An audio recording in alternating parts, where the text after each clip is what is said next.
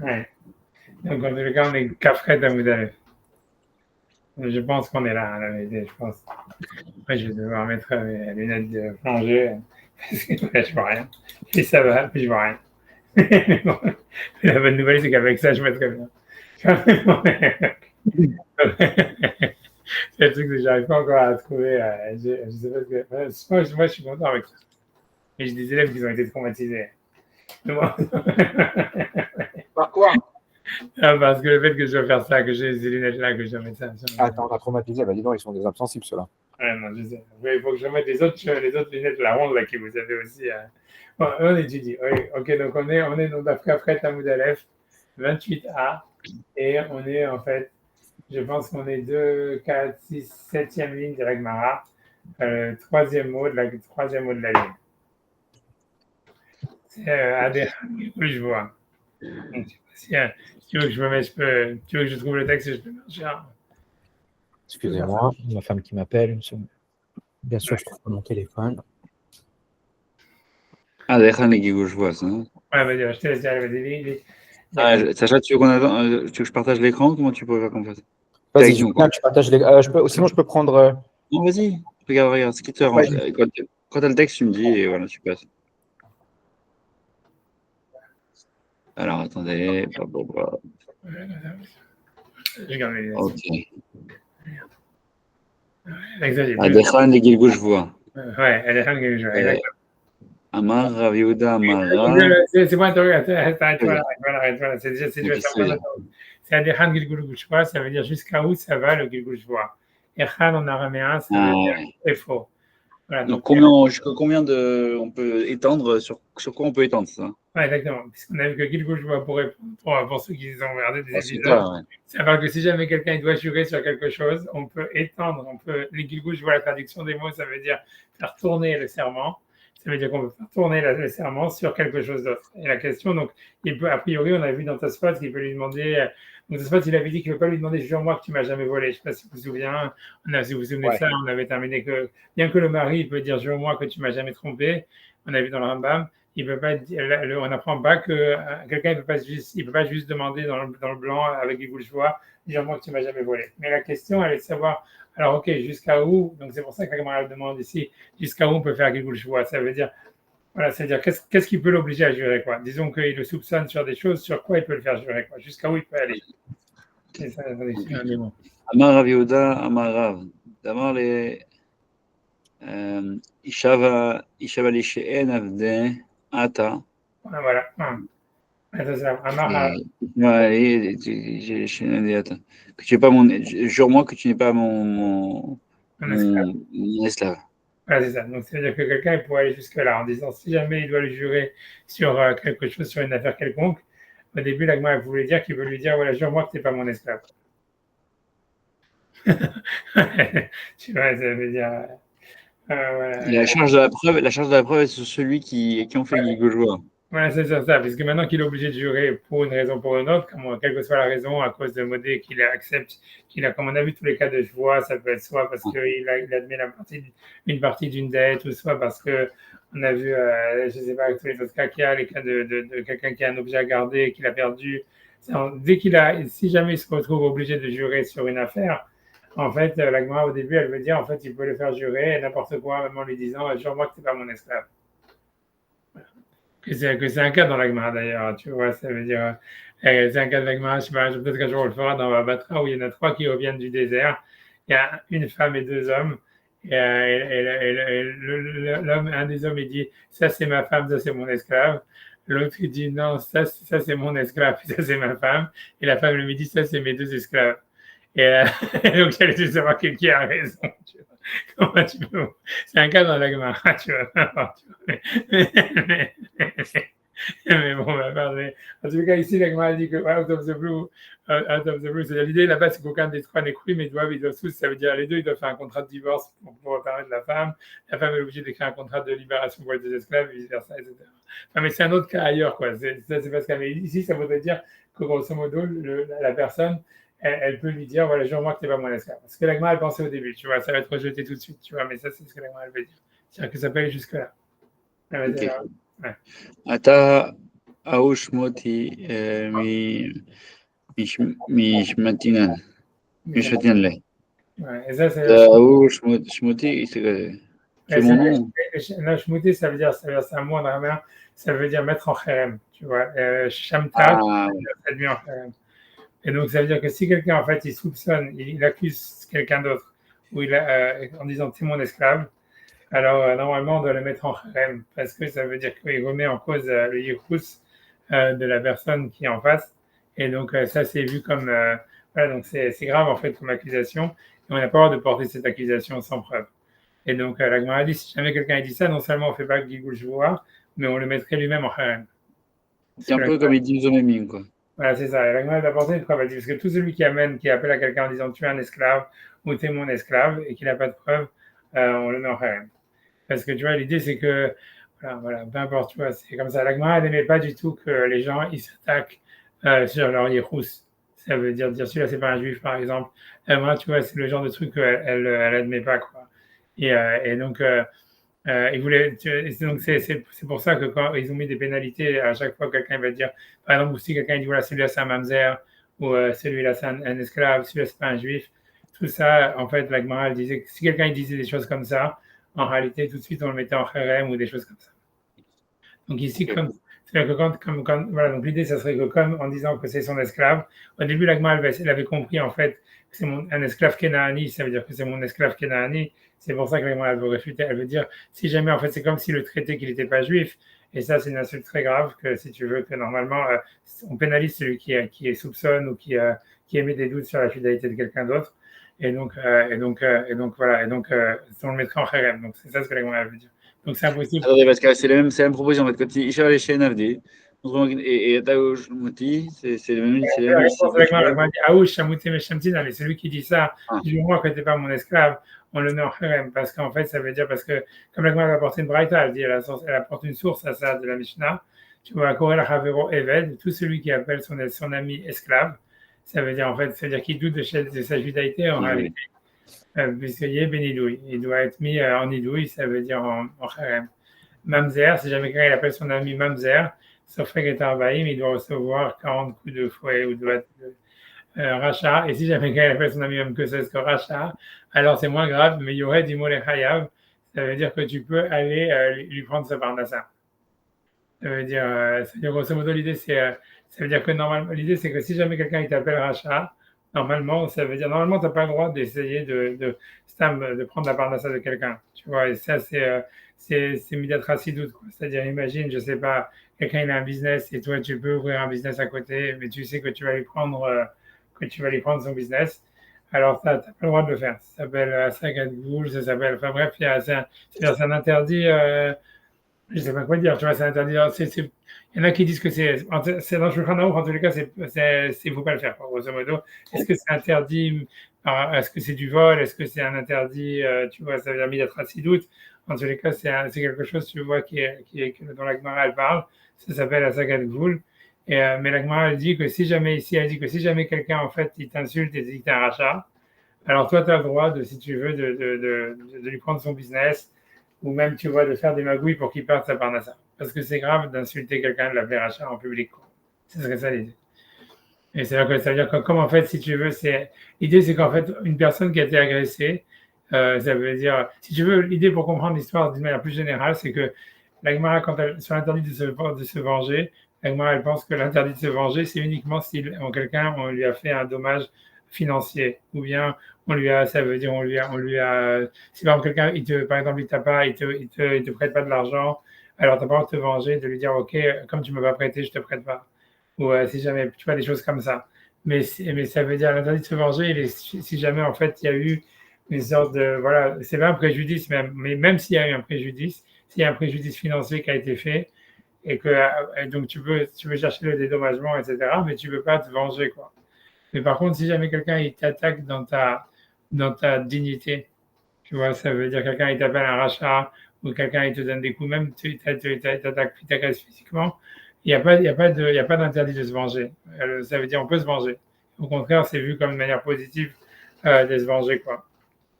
Parce qu'en fait, tu dois rétablir ta dignité. Tu vois, sinon, c'est ce que l'Agma dit sur Shaoul, que quand les gens ils lui ont dit, quand il a été nommé roi, il a dit aujourd'hui on va tuer personne, que l'Agma a dit que c'est à cause de ça qu'Hachem il lui a enlevé la royauté, etc. Et que toutes ces erreurs, en fait, elles étaient venues de là, quoi. C'est-à-dire si après il a poursuivi David et qu'il est devenu paranoïaque et qu'il a détruit toute la ville de Nov, des Kohanim et tout ça, l'Agma a dit c'est parce qu'à la base, c'est quand les gens ils l'ont agressé, ça veut dire gratuitement, et ça veut dire ils l'ont dédaigné, ils ont attaqué sa dignité gratuitement. Normalement, il aurait dû réagir, il aurait dû demander, quand le peuple il avait demandé qu'il soit mis à mort, ces gens-là, parce qu'en fait, tu vois, il avait été élu roi, le jour même de son élection de roi par Samuel, il avait, si tu veux, donc il ne fallait pas se révolter sur la décision du prophète et sur son élection. Et lui, en fait, il a dit non, c'est pas grave, etc. C'est un jour heureux, je veux que personne ne meure, etc. Et l'Agma a dit que comme il a dit ça, ça préfigurait déjà que, en fait, il allait être complètement déséquilibré dans son leadership, quoi. Parce que, en fait, si tu veux, tu vois, voilà, c'est tout, ça veut dire, et l'Agma a dit, tu vois, ça veut dire que, voilà, c'est pour ça que l'Agma a dit, la fameuse phrase, elle dit, tout Talmid Chacham qui n'est pas vindicatif comme un serpent, c'est pas un Talmid Chacham, à la fin, elle dit. C'est parce que tu vois, et ça veut dire grosso modo, voilà, ça veut dire que quand quelqu'un il a.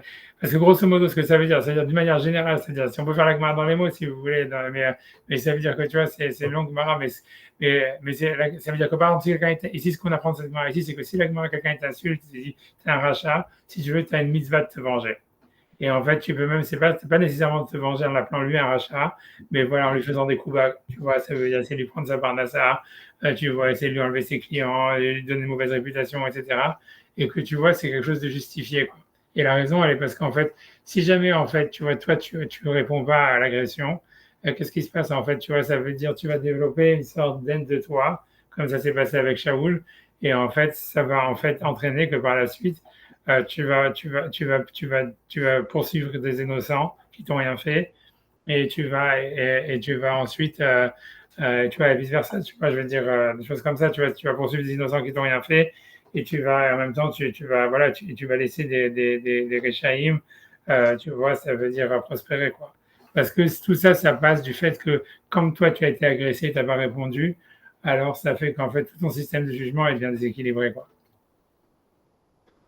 Donc, l'Agmara, elle pense que c'est, tu vois, c'est important Donc, si ce que l'Agmara dit ici dans cette braïta, c'est si quelqu'un t'appelle un rachat, en fait, tu as le droit, ou tu as plus que le droit, a priori, d'essayer de te venger en essayant financièrement de lui porter préjudice.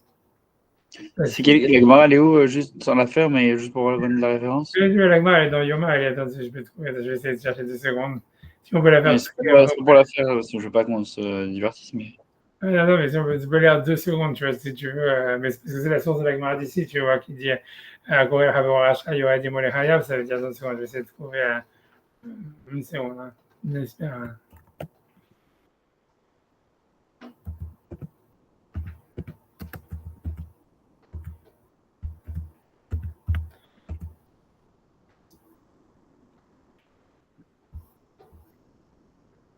Désolé, j'essaie de faire.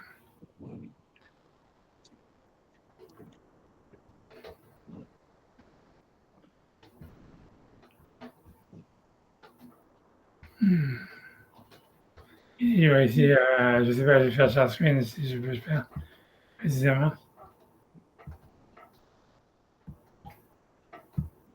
Tu vois, la Gemara dit, c'est la Gemara dans Yoma, le 22b, Amarav Yehuda Marav, Ipneman et Nash Shaoul.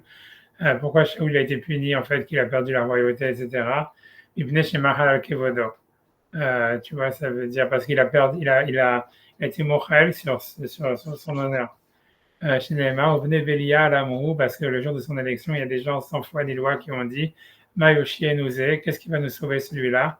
Vaïvzuhu, Velo et Vilo Mincha. Et ils l'ont insulté, ils n'ont pas apporté un cadeau, parce que normalement, toutes les tribus, tous les gens, le jour de son élection, ils lui apportaient des cadeaux, comme ça, tu vois, pour lui souhaiter bonne chance dans son job, quoi.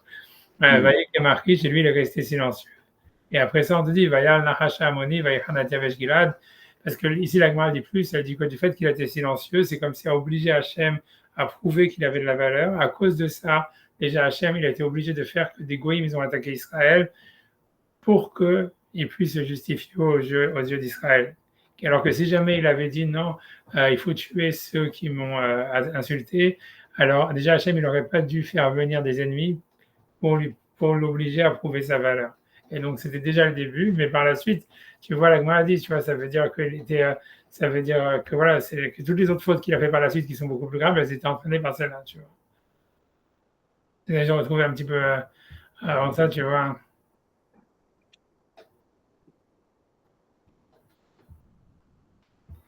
Ouais, tu vois, ouais, je sais pas, tu vois, je sais pas mes entrées, mais tu vois, c'est ce que la Gemara dit. La Gemara continue avant et après, etc. Et elle explique, tu vois, que l'interdit de se venger, il est uniquement, voilà, elle dit, Tamar Rabbi Yochanan, Kol Talmid Chacham Shenonokem Venota Venachash, c'est-à-dire tout Talmid Chacham qui n'est pas vindicatif comme un serpent, et non Talmid Chacham. Et la Gemara dit, ah, mais voilà, il est marqué, c'est interdit de se venger. La Gemara dit, ça, c'est que sur l'argent. Si jamais quelqu'un t'a attaqué sur des problèmes d'argent, donc tu dois chercher, si tu veux, si tu veux, voilà, c'est la traduction en anglais, tu vois, ça veut dire, si tu dois chercher peut-être à reprendre l'argent qu'ils t'ont volé, etc., mais pas à prendre des revanches. Mais quand on t'a attaqué physiquement, on t'a attaqué moralement, on t'a insulté, alors à ce moment-là, si tu cherches pas la revanche, ça montre que tu es pas un Talmid Chacham. Ça veut dire, comme je vous dis, c'est parce que ça veut dire que ça montre que tu as de la haine ça va faire développer de la haine de soi, des choses comme ça, tu vois. Et c'est tout, tu vois. Voilà. Et si tu veux, c'est ça le problème de la société occidentale d'une manière générale, tu vois. C'est-à-dire que comme eux, ils sont influencés par le christianisme qui dit, voilà, si on te donne une baffe, alors tant l'autre joue. Alors finalement, grâce à ça, ils développent de la haine d'eux-mêmes. Et après ça, tu vois, c'est comme ça qu'après, ils deviennent antisémites et tout ça, tu vois. C'est exactement comme Shaoul, il a tué toute la ville des Kohanim alors qu'il lui avait rien fait. Parce qu'en fait, tu vois, ça veut dire, le type, il était, tu vois, comment dire, tu vois, tu vois, voilà, voilà. Après, bon, là, moi, j'ai pas envie de faire d'agma, tu vois, mais ça veut dire, tu vois, ça veut dire, bref, tu vois, j'ai pas envie de, tu vois, je vais pas faire tout l'agma, mais ça veut dire, l'idée, c'est que ça développe en toi une manière, ça t'empêche d'avoir, si, tu vois, ça t'empêche de juger correctement les choses, tu vois, et ça te fait, tu deviens à la fin toi-même un rachat, quoi. Parce que, en fait, les gens, ils t'ont insulté comme rachat et que toi, t'as pas voulu, en fait, répondre et t'as pas voulu, si tu veux, voilà, réagir, quoi. Et tu vois, c'est pour ça, tu vois, voilà, c'est tout. C'est ce que la dit, c'est exactement ce que la dit ici, tu vois. Je pense C'est une gava, non? ça peut être une gava en plus, tu vois, de dire ça. Et en tout cas, ça peut être perçu en plus par une gava, comme, bah, si tu veux, par l'agresseur, tu vois, c'est-à-dire, ah, il ne me répond même pas. Et ça, tu vois aussi, c'est aussi une des causes de l'antisémitisme. Ça veut dire que comme les juifs, tu vois, ils ne répondent pas aux agressions, souvent, tu vois, donc les goïms, ils se sont encore plus attachés à attaquer par ça en disant, ah, il ne nous répond même pas. Tu vois. Si tu vois ça avec les femmes, la même chose, tu vois. Quand les femmes, tu vois, elles attaquent leur mari, que le mec, tu vois, il dit, ok, je suis mochel, je suis mochel. En fait, pour les femmes, elles prennent ça comme une insulte supplémentaire, tu vois.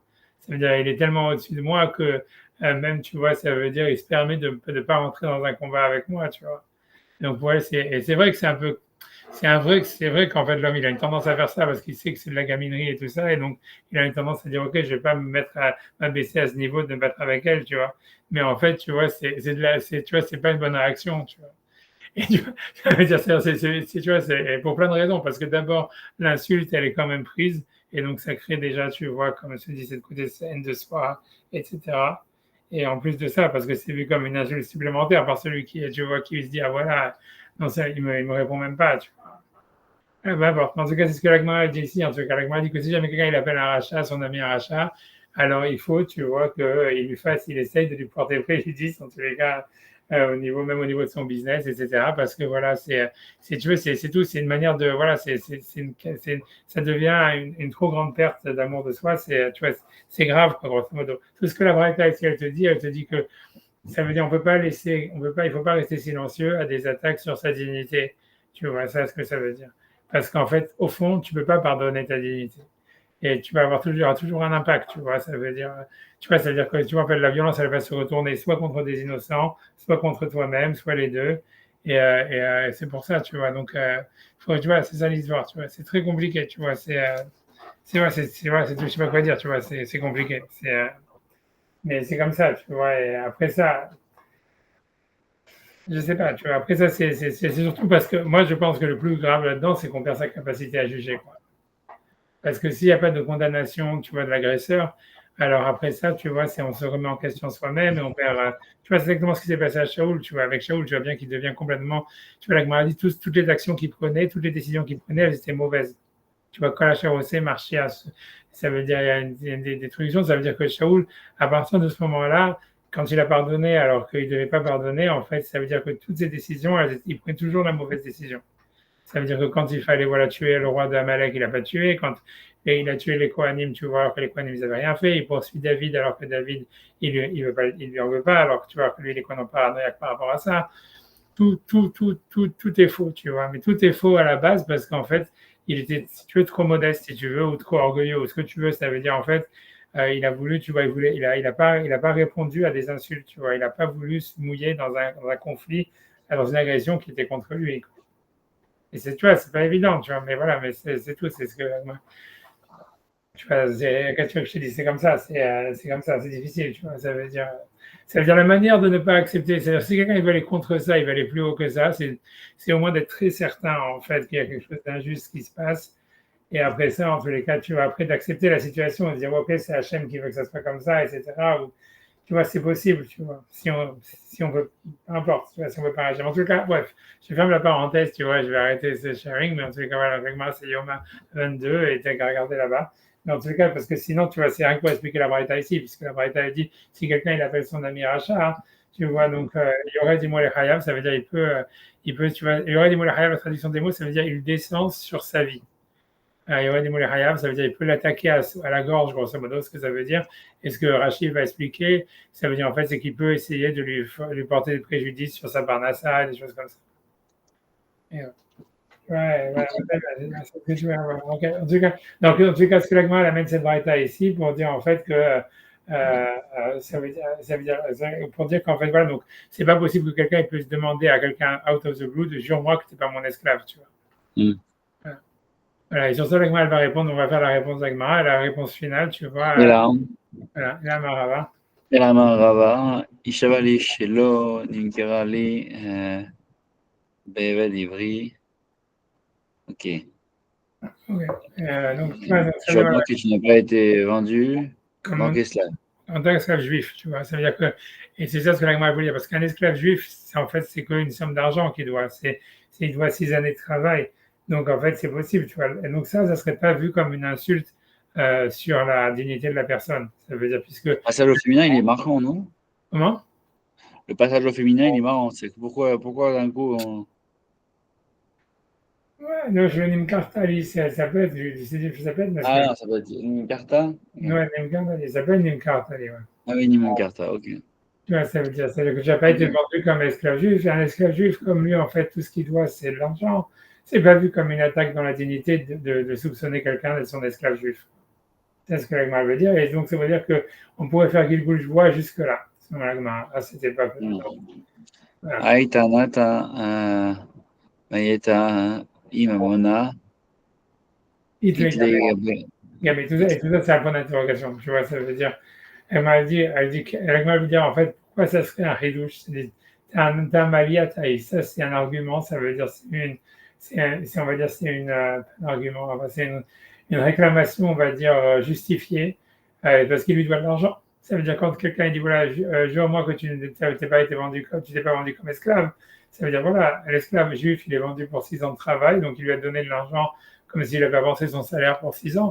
Donc voilà, s'il doit lui jurer sur une autre affaire et qu'on sait qu'on peut faire quelque chose, alors tu vois, pourquoi est-ce qu'en fait quelqu'un ne pourrait pas dire jure-moi aussi que tu ne dois pas 6 années de salaire, tu vois. Et c'est ce que l'Agma dit. Donc en quoi c'est un chidouche de dire ça? C'est ce que l'Agma veut dire. Bien que tu vas dire, selon ce qu'on avait vu dans Tosfot, ou que Tosfot il disait qu'on ne peut pas faire jurer quelqu'un en disant que tu ne dois pas d'argent, ou jure-moi que tu m'as jamais volé. On pourrait dire voilà, ça c'est un peu comme jure-moi que tu m'as pas volé, quoi. Mais bon, a priori non, c'est du fait que le type il a quand même, ça veut dire, il précise son argument en disant jure-moi que tu m'as pas été vendu comme esclave, et qu'on a le principe de Gilgul Shvoa. Pourquoi le type il devrait pas, on pourrait pas lui dire voilà, jure-lui que tu n'as pas été, tu l'as pas été vendu comme esclave. Et donc, cette en disant, si tu veux, c'est pas un ridouche, c'est ce que l'Agma veut dire. Ok. Attendez.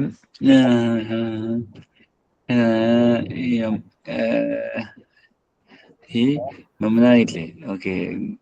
גבי רבה, תמאה, דמה רבה, עברי גופן קנוי. Ah, ok. Là, il vient de dire, en fait, non, c'est pas... Il vient de faire une objection en disant que le corps, là, le corps de l'esclave, c'est pas simplement un préjudice financier, c'est aussi qu'il y a le corps qui est vendu. Voilà, et sur ça, la Gemara dit, ok, mais si, ok, alors ce qu'elle va demander, elle va dire, Yachainu Karka. Il dit aussi que le terrain qui est vendu. Oui, puisqu'on a vu qu'on pouvait faire, la Mishnah, elle disait qu'on pouvait faire quelque chose sur un terrain, bien que normalement, on ne jure jamais sur un terrain, on pouvait faire jurer quelqu'un sur un terrain par quelque chose.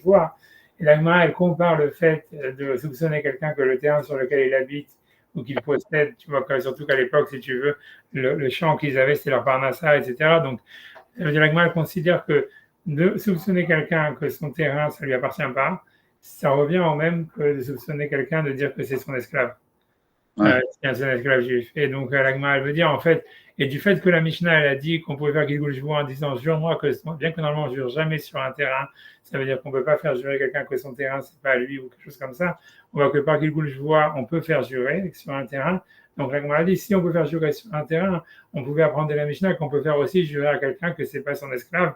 Et donc, encore, la Gemara, elle revient en disant, mais quand même, c'est quoi le chidouche de Rava, tu vois, puisque, comme c'est écrit dans la Mishnah qu'on peut faire Gilgul Shvua même sur un terrain, c'est sûr qu'on peut faire Gilgul Shvua si on l'a même sur le fait que ce soit un esclave, si c'est pas un esclave juif, comme on a fait. Et donc, c'est pour ça qu'on va dire Yaka et Nukarka. Et donc, ça, c'est une question, c'est-à-dire, et si c'est comme un terrain, donc, quel est le chidouche de Rava, puisque ça veut dire, on l'avait déjà appris de la Mishnah. Si on peut faire Gilgul Shvua sur un terrain, ça veut dire qu'on peut faire Gilgul Shvua aussi sur quelqu'un, sur le corps de la personne, en disant, jure-moi que tu ne mets pas mon esclave et que tu ne dois pas me travailler pour 6 ans. Et donc, et sur ça, elle va répondre, tu vois, elle va dire. Tema, Karka ou Deivri, Inche, Imizane, Bessinam. Ouais. Et voilà. Ça veut dire, la Gemara dit comme ça, elle dit, j'aurais pu croire que pourquoi est-ce qu'on peut faire Gilgul Shvua sur un terrain, c'est parce que c'est probable, c'est possible que le type, en fait, son terrain, il a vendu, mais parce que quand quelqu'un il va vendre son terrain, il va essayer de le faire le plus en cachette possible. Et que donc, en fait, c'est pour ça que le type, bien qu'il a vendu son terrain, personne ne le sait, et peut-être les témoins, ils sont pas là, ou les témoins, ils sont morts, ou peu importe. Et donc, en fait, c'est pour ça qu'on peut soupçonner quelqu'un que son terrain ne lui appartient pas, et que quelqu'un qui aurait une claim, il pourrait lui dire, jure-moi que ce terrain, tu ne me l'as pas vendu. Mais par contre, en tant qu'esclave, quand quelqu'un il est vendu en tant qu'esclave, tout le monde le sait. Parce qu'en fait, c'est quelque chose, tu vois, qui est très, on va dire, qui est très... voilà, qui est peu fréquent et qui, en fait, si tu veux, voilà, quelqu'un qui va se vendre en tant qu'esclave, voilà, il va pas, c'est difficile de le faire en cachette, on va dire, tu vois, c'est ça l'histoire. Ça veut dire, c'est dire, voilà, je fais un contrat, c'est comme, tu vois, si tu veux, ce qui serait comme vendre comme en tant qu'esclave, c'est comme, voilà, c'est aujourd'hui, si tu veux, c'est comme comme les joueurs de football qui font des contrats avec les équipes, tu vois, en disant, voilà, j'ai fait un contrat pour 6 ans que je vais jouer pour cette équipe. Ça veut dire, tu vois, c'est ça un esclave. Ça veut dire, en fait, le type, il a un contrat qui est binding pour plusieurs années. Quand quelqu'un il fait ça, en général, tout le monde le sait parce que et l'acheteur et tu vois, en fait, et l'acheteur et même le type qui voulait proposer en fait son contrat de travail pour 6 ans, en fait, tu vois, voilà, il le fait, tu vois, il le fait savoir quoi. C'est pas quelque chose que tu peux faire en cachette, quoi, grosso modo. Tu dois t'advertise, tu dois truc, etc. Donc ça voudrait dire en fait que si quelqu'un dit non, mais tu t'es vendu en tant qu'esclave pendant 6 ans, jure-moi que tu t'es pas vendu à moi pendant 6 ans en tant qu'esclave, tu vois, on devrait lui dire ok, mais c'est pas probable, tu vois, ça veut dire c'est sûr qu'il y a des preuves à ça. Si jamais il l'a fait, il y a des témoins, il y a un contrat, etc. Et donc on ne devrait pas obliger la personne à jurer sur ça, tu vois. Et sur ça, tu vois, c'est sur ça. Ça, c'est vraiment allé, tu vois. Imita, donc c'est pour ça le chidouche de Rava. Imita des avinlés, tu vois, dans les mots, ça donne Yachainu Karkalak. Ici, c'est comme ça, c'est la même chose que le Kanatera. Et donc, quel est le chidouche de Rava par rapport à la Mishnah? La maladie Maoudetema, qu'est-ce que j'aurais pu croire? Karkala, un terrain ou Davidé, il niche des Mezavne Betsina. Ça veut dire que ça arrive que les gens, ils vont vendre leur terrain en cachette, ou ils vont essayer de le vendre le plus en cachette possible. Comme Rachid va expliquer, pour plein de raisons, ça veut dire que quelqu'un qui est en train de vendre ses assets, il veut pas que ça se sache parce que ça va encore plus, tu vois, dégrader sa note au niveau, ça veut dire, c'est comment ça s'appelle, si quelqu'un, la personne lui fait confiance pour lui prêter de l'argent, ça veut dire, tu vois, ça veut dire, voilà, quand quelqu'un, tu vois, c'est son crédit score, je sais pas comment ça se dit. Un agent de notation. Ah, voilà, c'est ça, c'est la chance de l'intuition. Voilà, ça fait, quand quelqu'un commence à baisser avant ses assets, alors ça le fait baisser, ça fait baisser voilà, dans les deux chances de notation. Et donc, on essaye voilà, de le dire le moins possible, quoi, d'en faire le. Donc, c'est pour ça que c'est possible que quelqu'un il a vendu son terrain et qu'en fait, il a essayé de le cacher le plus possible. Donc, il se retrouve, l'autre qui lui a acheté, il lui dit jure-moi que tu ne me l'as pas vendu. Et donc, si tu veux, par Guilgouche joueur, pour le faire jurer sur ça, parce que c'est probable que quelqu'un ait vendu, c'est possible en tous les cas que quelqu'un ait vendu son terrain sans le faire savoir. Mais si quelqu'un, par contre, il est en train de chercher un contrat de travail pour 6 ans et que, tu vois, ça veut dire qu'il aurait signé ce contrat, etc., ça veut dire que tout le monde devrait le savoir, quoi. Ça veut dire en général, parce qu'il s'est advertise lui-même sur le marché et le type qui l'a acheté, qui a signé le contrat, tu vois aussi, il a sûrement dû advertise qu'il avait aussi pris ce contrat. Donc, en fait, si personne ne le sait, c'est peu probable que ce soit vrai. Donc, on ne ferait pas, peut-être, c'est-à-dire demander à faire un guigou choix sur ça, ça serait quelque chose de tellement peu probable qu'on ne le ferait pas. Et sur ça, c'est ça le de Rabat, que malgré tout, on peut le soupçonner. C'est-à-dire, si quelqu'un il doit jurer déjà d'une certaine manière à une certaine personne sur une autre affaire, la personne, elle peut lui dire, jure-moi que tu ne m'as pas fait un contrat de 6 ans, comme quoi tout ce que tu travaillais, ça m'appartenait. Donc, c'est ça dans les mots, ça donne, tu vois, l'imita des avilés, si jamais c'était connu qu'il avait acheté, si jamais il l'avait acheté, alors, kalaïklé, ça veut dire, il y aurait, tout le monde le saurait, kamash malan, que non, que c'est pas nécessaire, que quelqu'un, il peut avoir acheté un contrat de travail sur quelqu'un d'autre, ou un contrat d'exclusivité, ou quelque chose comme ça, et en fait, les témoins sont pas là, ou peu importe, le contrat a été perdu, whatever, tu vois. Et que donc, si jamais le type il a fait un guigou joie, on pourrait l'obliger à jurer sur ça. Puis il n'a pas fait un tel contrat. Voilà. C'est clair? Mais je vais demander si quelqu'un veut les racheter. Donc, Valentin il sera soin.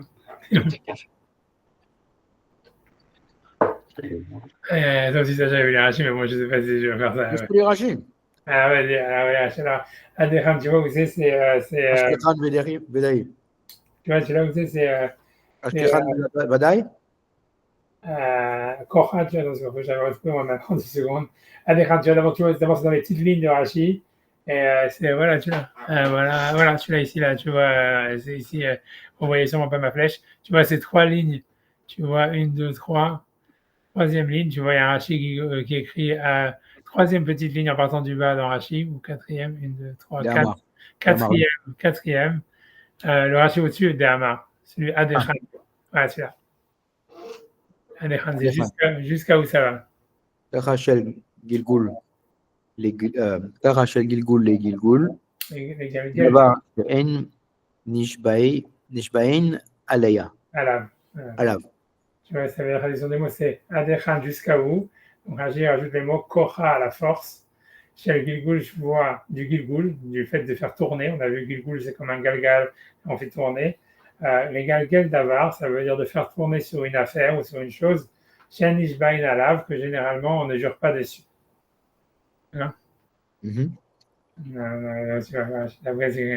Vas-y, Damarlé.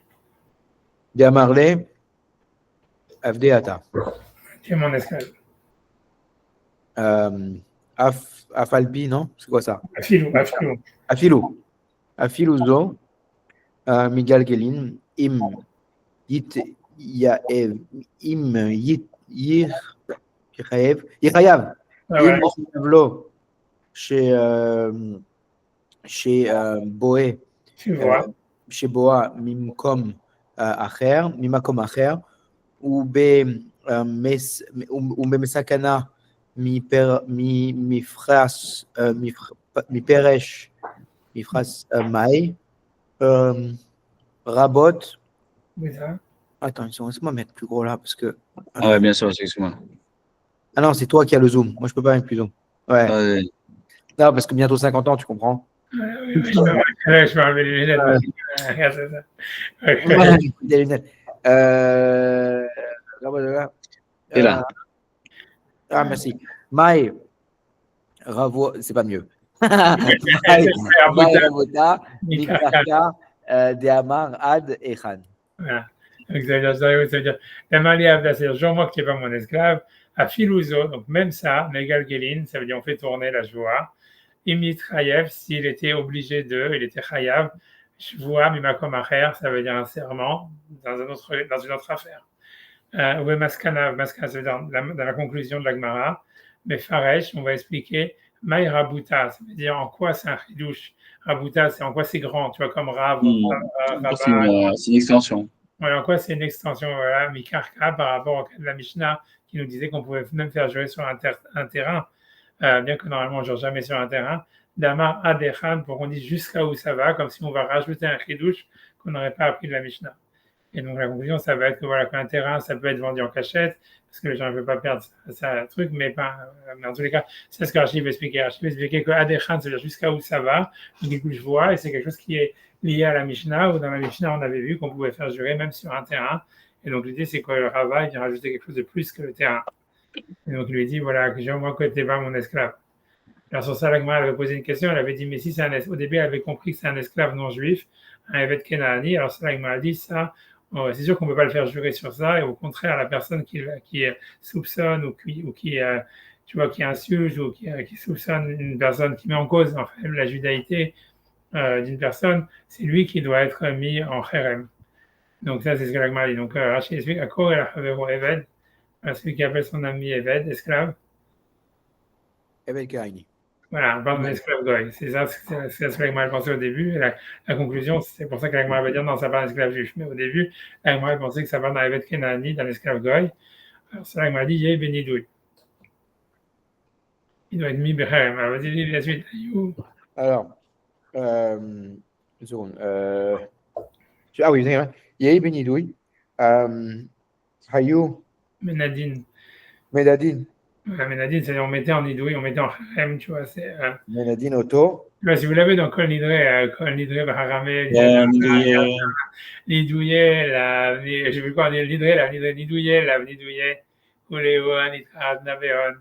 Tu vois, Nidouye, c'est ça, Nidouille, ça veut dire, puisqu'à Kol Nidré, je sais pas si je ne vais pas faire un truc, mais Kol Nidré, ça veut dire, on permet, tout le truc de Kol Nidré, c'est qu'on permet de faire la prière avec les avarianim, avec ceux qui sont non religieux, si tu veux, qui transgressent la Torah d'une manière, on va dire automatique, quoi, avec les non religieux, les non, je sais pas dire les transgresseurs, tu vois, avarianim, c'est ceux qui, et donc en fait normalement ils doivent être mis bénidouille, donc c'est pour ça qu'on dit bishiva shel ma'ala, bishiva shel mata, ça veut dire par la shiva d'en haut et par la shiva d'en bas, nous matirin, nous permettons les palel de faire la prière, et à avarianim avec les fautes, les transgresseurs qui normalement, c'est pour ça qu'on dit nidouillé, là, nidouillé, ça veut dire ceux qui ont été mis en nidouille ou en harem, le harem il est annulé, tu vois. Parce qu'il a dit dire ça, ceux qui racontent toute une histoire de Spinoza, tout ça qui a été mis en harem, normalement, déjà, dès qu'il y avait un Yom Kippour, le harem il était annulé, puisque la première chose qu'on fait, c'est qu'on annule tous les haramim,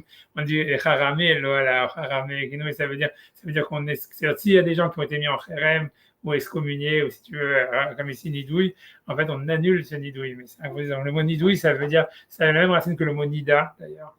Parce que nida, ça veut dire, en fait, rejeter, tu vois, ça veut dire la femme qui doit être mise, tu vois, je sais pas quoi dire, éloignée, en fait, tu vois, éloignée. C'est pour ça que l'Agma a dit qu'à l'époque, je sais ce que Rabbi Akiva, ils viennent, quand une femme, elle était nida, et on le voit déjà à l'époque, quand Rachel, elle cache par contre, les trucs sous son fauteuil, là, quand elle a volé la statue. Et tu vois, son père là-bas, il va pas, il ne demande pas de se lever ni rien. Et là-bas, quand tu regardes dans les commentateurs, ils expliquent pourquoi. Parce qu'en fait, dans les sociétés anciennes, en fait, la femme, quand elle était nida, et c'est ça le sens de la nida, normalement, c'est que la femme, elle était considérée comme impure et les gens, ils voulaient même pas s'approcher, si tu veux, d'une femme nida. Ça veut dire, et en fait, c'est Rabbi Akiva qui est, donc à l'époque, jusqu'à Rabbi Akiva, les femmes, quand elles étaient nida, elles ne se maquillaient pas, etc., etc., etc. Jusqu'à Rabbi Akiva, il a vu que ça faisait des problèmes de shalom bayit, parce que les gens, en fait, ils étaient dégoûtés de leur femme, etc. Donc, il a dit non, il a changé, il a dit quand même si la femme, elle est nida, il faut qu'elle se maquille, il faut tout ça, etc., etc. Il ne faut pas la rejeter tellement, parce que voilà, sinon après, ça fait des problèmes, quoi. Mais en tout cas, le mot nidouille, il y a rien que c'est pour expliquer que le mot nidouille, nida, tout ça, être excommunié, c'est la même racine, quoi. Nidouille, etc. Et c'est ça voilà. Donc ici, ça veut dire. Vous avez dit Rabbi Akiva sur Nida, c'est la référence. Non, juste si vous avez l'endroit. Je sais, c'est difficile à trouver. Je demande juste comme ça parce qu'après, sinon, je les oublie. Ok, bah, ouais, je cherche maintenant. Ok, laisse-moi rechercher. J'espère que je vais Non, trouver. non, non, je vous le marque et je vous le donnerai après. Ok, très bien. D'accord, On ok, fait comme ça. d'accord. Très bien. Ok, alors viens, on va reprendre. Donc, ok. En tout cas, tout ça, c'est Nidouille, Yomedinoto, chez Mezazel, Israël. Donc, voilà, donc, on le mettait en Nidouille parce il est Mezazel, ça veut dire il manque de respect, Israël sur Israël, donc sur un juif. Et même, ça veut dire, tu vois, l'idée, c'est qu'on s'en fout, on ne remet pas en cause la judaïté de quelqu'un si jamais, voilà, si jamais, voilà, d'une manière générale, quoi. Même vous l'appelez Mamzer ou des choses comme ça veut dire, à l'époque d'Agmara, ils étaient très anti ça, tu vois, et pour eux, ça veut dire, je doutais de la judaïté de quelqu'un, ça veut dire, c'était un manque de respect pour le judaïsme. Tu vois. Et même si à cause de ça, tu vois, il y a avec Mahaman des histoires qu'il y avait des gouyim qui mangeaient le corban de Pessah et tout ça. Parce que tu vois, à l'époque du Beth Amikdash, il y avait plein de gens qui avaient intégré à se faire passer pour des juifs. Comme aujourd'hui, tu vois, les collecteurs russes et tout ça, que la plupart, à mon avis, ne sont pas juifs. Tu vois, mais ça veut dire, tu vois, mais ça veut dire l'idée, voilà, c'est qu'on s'en fout, tu vois. Ça veut dire l'idée, c'est que même, tu vois, ça veut dire mieux vaut, tu vois, donner un corban à quelqu'un qui n'a pas le droit de le manger comme un corban, qui se fait passer pour un juif parce qu'il veut manger du corban, plutôt que de lui demander est-ce que tu es juif ou tu n'es pas juif et on remettre en question sa judaïté, voilà, parce que ça serait un manque de respect, tu vois, par rapport à la judaïté. Maintenant, tu vois, à présent, on ne te dit pas que quand quelqu'un se marie, il ne doit pas vérifier la judaïté de sa femme et des choses comme ça, mais ça veut dire, si tu as une raison de le faire, tu vois, ça veut dire parce que tu vas t'impliquer dedans, ça veut dire, voilà, par exemple, voilà, pour se marier, par exemple, etc. À ce moment-là, tu vois, oui, il y a un truc, tu vas te chercher, tu vois, le Yéhous sur quelques générations pour être sûr qu'il n'y a pas de problème de mamzerout, etc. Mais en fait, tant qu'il n'y a pas ça, tu vois, si par exemple quelqu'un il dit dans la synagogue et il te dit, voilà, je suis juif, voilà, je veux compter dans le minyan, tu ne vas pas dire, est-ce que tu es juif, tu vois, aussi, ou tu n'es pas juif, ou moi que tu es juif, ou un truc comme ça, tu vois. Ça veut dire, parce que ça serait un manque, tu vois, de respect pour le judaïsme en général. Et donc, c'était vu à l'époque comme étant très grave, tu vois. Et, parce que si tu veux, il y avait en fait, si tu veux, surtout qu'à l'époque, il n'y avait pas il y avait pas de, il y avait pas de système, tu vois, organisé, tu comprends, il n'y avait pas de rabbanout, il n'y avait pas de choses. Donc, en fait, si tu veux, si tu commençais à remettre en cause telle ou telle personne, si elle était juif ou pas, il n'y avait pas de fin à la chose, tu vois. Et c'est pour ça que l'Agma, il voulait pas du tout rentrer là-dedans, tu vois. Il voulait que, si tu veux, ça soit, voilà, voilà, tu vois, que voilà, ça soit fait, c'est que si quelqu'un a une Hazaka, que soit il est Cohen, soit il est juif, etc., on accepte ça et sans trop poser de questions, tu vois, voilà, jusqu'à, en tous les cas, sauf si, voilà, on ne disait pas de te marier avec lui, on ne te disait pas de faire des choses comme ça, mais en tous les cas, toi, tu n'avais pas le droit en public ou de remettre en cause ça en disant, moi, je sais pas, et si quelqu'un il faisait ça, il était mis en révèle. Là, c'est calmer les ardeurs, on va dire. Tu vois voilà, ouais, tu vois, L'Agma a dit de toute façon que si quelqu'un questionnait le yikous d'un autre, c'était son propre yikous qui était remis en question. Quoi. On va dire, tu vois quoi, la possède, le mot possède. Quoi. Si quelqu'un, tu vois, en fait, il est tellement tatillon pour remettre en question le judaïsme de quelqu'un, c'est une preuve que lui-même, en fait, son judaïsme, il est sûrement questionnable. Mais tout ça, c'est des principes que la Gemara a dit parce que justement, elle ne voulait pas que les gens ils commencent à, tu vois, ça veut dire voilà, à commencer à adulter les uns des autres, tu vois, et à commencer à. Donc ils ont dit voilà, si toi tu dis que celui c'est un esclave, ça veut dire que toi sûrement tu descends d'un esclave. Tu vois, des choses comme ça. Bon, bref, donc je vais faire la parenthèse ici. En tout cas, c'est ça l'histoire. En tout cas, Nidouille, c'est-à-dire que si quelqu'un il mettait en doute la judaïté de quelqu'un, on le mettait en harem. Et donc ensuite, si jamais il appelait quelqu'un d'autre Mamzer, donc comme quoi il était un fils bâtard, a priori le cas de Mamzer, généralement c'est la femme qui a trompé le mari et que l'enfant il n'est pas le fils de son père, donc il remettait en cause la filiation d'une personne, on lui donnait 40 coups de fouet. Ouais, et ça c'est moins grave que Nidouille. C'est tout ce que ça dit Rachid. Parce que Nidouille, c'est ouais, c'est ça, c'est ce que dit Rachid. Tu vois, il dit, tu vas le Rachid, il dit Sofeg et Arbaïm, ça veut dire qu'il doit absorber les 40. C'est la traduction des mots Sofeg, ça veut dire absorber, ça veut dire absorber les 40. Ouais. Agotim Makot, Agotim Martin Verdun, c'est Nichale, Amenidou. Ah, il lui semble qu'aussi pour Nidou, c'est qu'il dit qu'elle va Chomer. Nidouille, c'est plus grave. C'est appeler quelqu'un esclave, c'est plus grave que de l'appeler Mamzer. Ça veut dire douter de la judaïté de quelqu'un, c'est plus grave que de douter de sa filiation. C'est ce que ça veut dire. Si quelqu'un dit, voilà, en fait, ton père, c'est pas ton père, t'es un mamzer, ok, il doit recevoir des coups de fouet, tu vois, mais c'est moins grave que d'être excommunié, quoi. Si quelqu'un dit, t'es pas juif, eh ben, la personne doit être excommuniée. C'est ce qu'il te dit, tu vois, c'est plus grave de douter de la judaïté de quelqu'un que de douter sur ses affiliations, ou de mettre des doutes sur les affiliations. Mais les deux sont graves. Tu vois, C'est fou parce que c'est pas logique. Enfin, parce qu'il y en a un qui est réparable alors que l'autre l'est pas.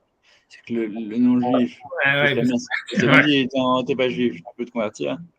Alors que t'es mamzer, t'es loqué pour cette génération, quoi. Ouais, t'as raison, mais bon, tu vois, je veux dire, qu'est-ce que. Ok, you're right. Mais bon, encore une fois, tu vois, je veux dire, c'est parce qu'en fait, l'idée, c'est l'attaque sur la personne, tu vois. Ça veut dire, en fait, je pense, tu vois, c'est encore une fois, c'est douter de la judaïté de quelqu'un, tu vois, c'est grave quand même, tu vois, au niveau de l'identitairement, tu vois, tu vois, ça veut dire, parce que voilà, même c'est vrai que la personne, elle peut se convertir, mais c'est pas la même chose, tu vois. Ça veut dire, son identité, ça veut dire, voilà. Ah ouais, elle a été. Elle est brisée, tu vois, quoi qu'il arrive, tu vois. Par contre, tu dis quelqu'un, mon c'est un mamzer, c'est aussi grave de dire ton père, c'est pas ton père, mais je pense aussi que c'est parce que les gens, je pense qu'ils le croient moins, quoi, je veux dire. Je pense aussi, il y a peut-être ça aussi, tu vois, je veux dire, ok, tu sais que sa mère, elle a trompé son père, etc. D'où est-ce qu'il peut savoir, tu vois. Donc, même s'il le dit, j'en sais rien, tu vois, je pense que c'est possible que c'est une des raisons, tu vois, je pense que tu vois, c'est moins grave parce que c'est moins, ça veut dire c'est moins, les gens ils vont moins croire ça, quoi. Quand on dit, celui-là, il n'est pas juif et tout ça, les gens ils vont plus soupçonner que si quelqu'un il dit, ah oui, non, mais tu vois, son père, c'est pas son père, etc. Tu vois. Tu vois, la Gemara dit, tu vois, que Rabbi, il y avait des mecs qui ont soupçonné qu'il était un mamzer et compagnie, et plein d'histoires, tu vois. Bref, en tous les cas, la localité, c'est que voilà, enfin, mais en tout cas, la punition, elle est moins grave.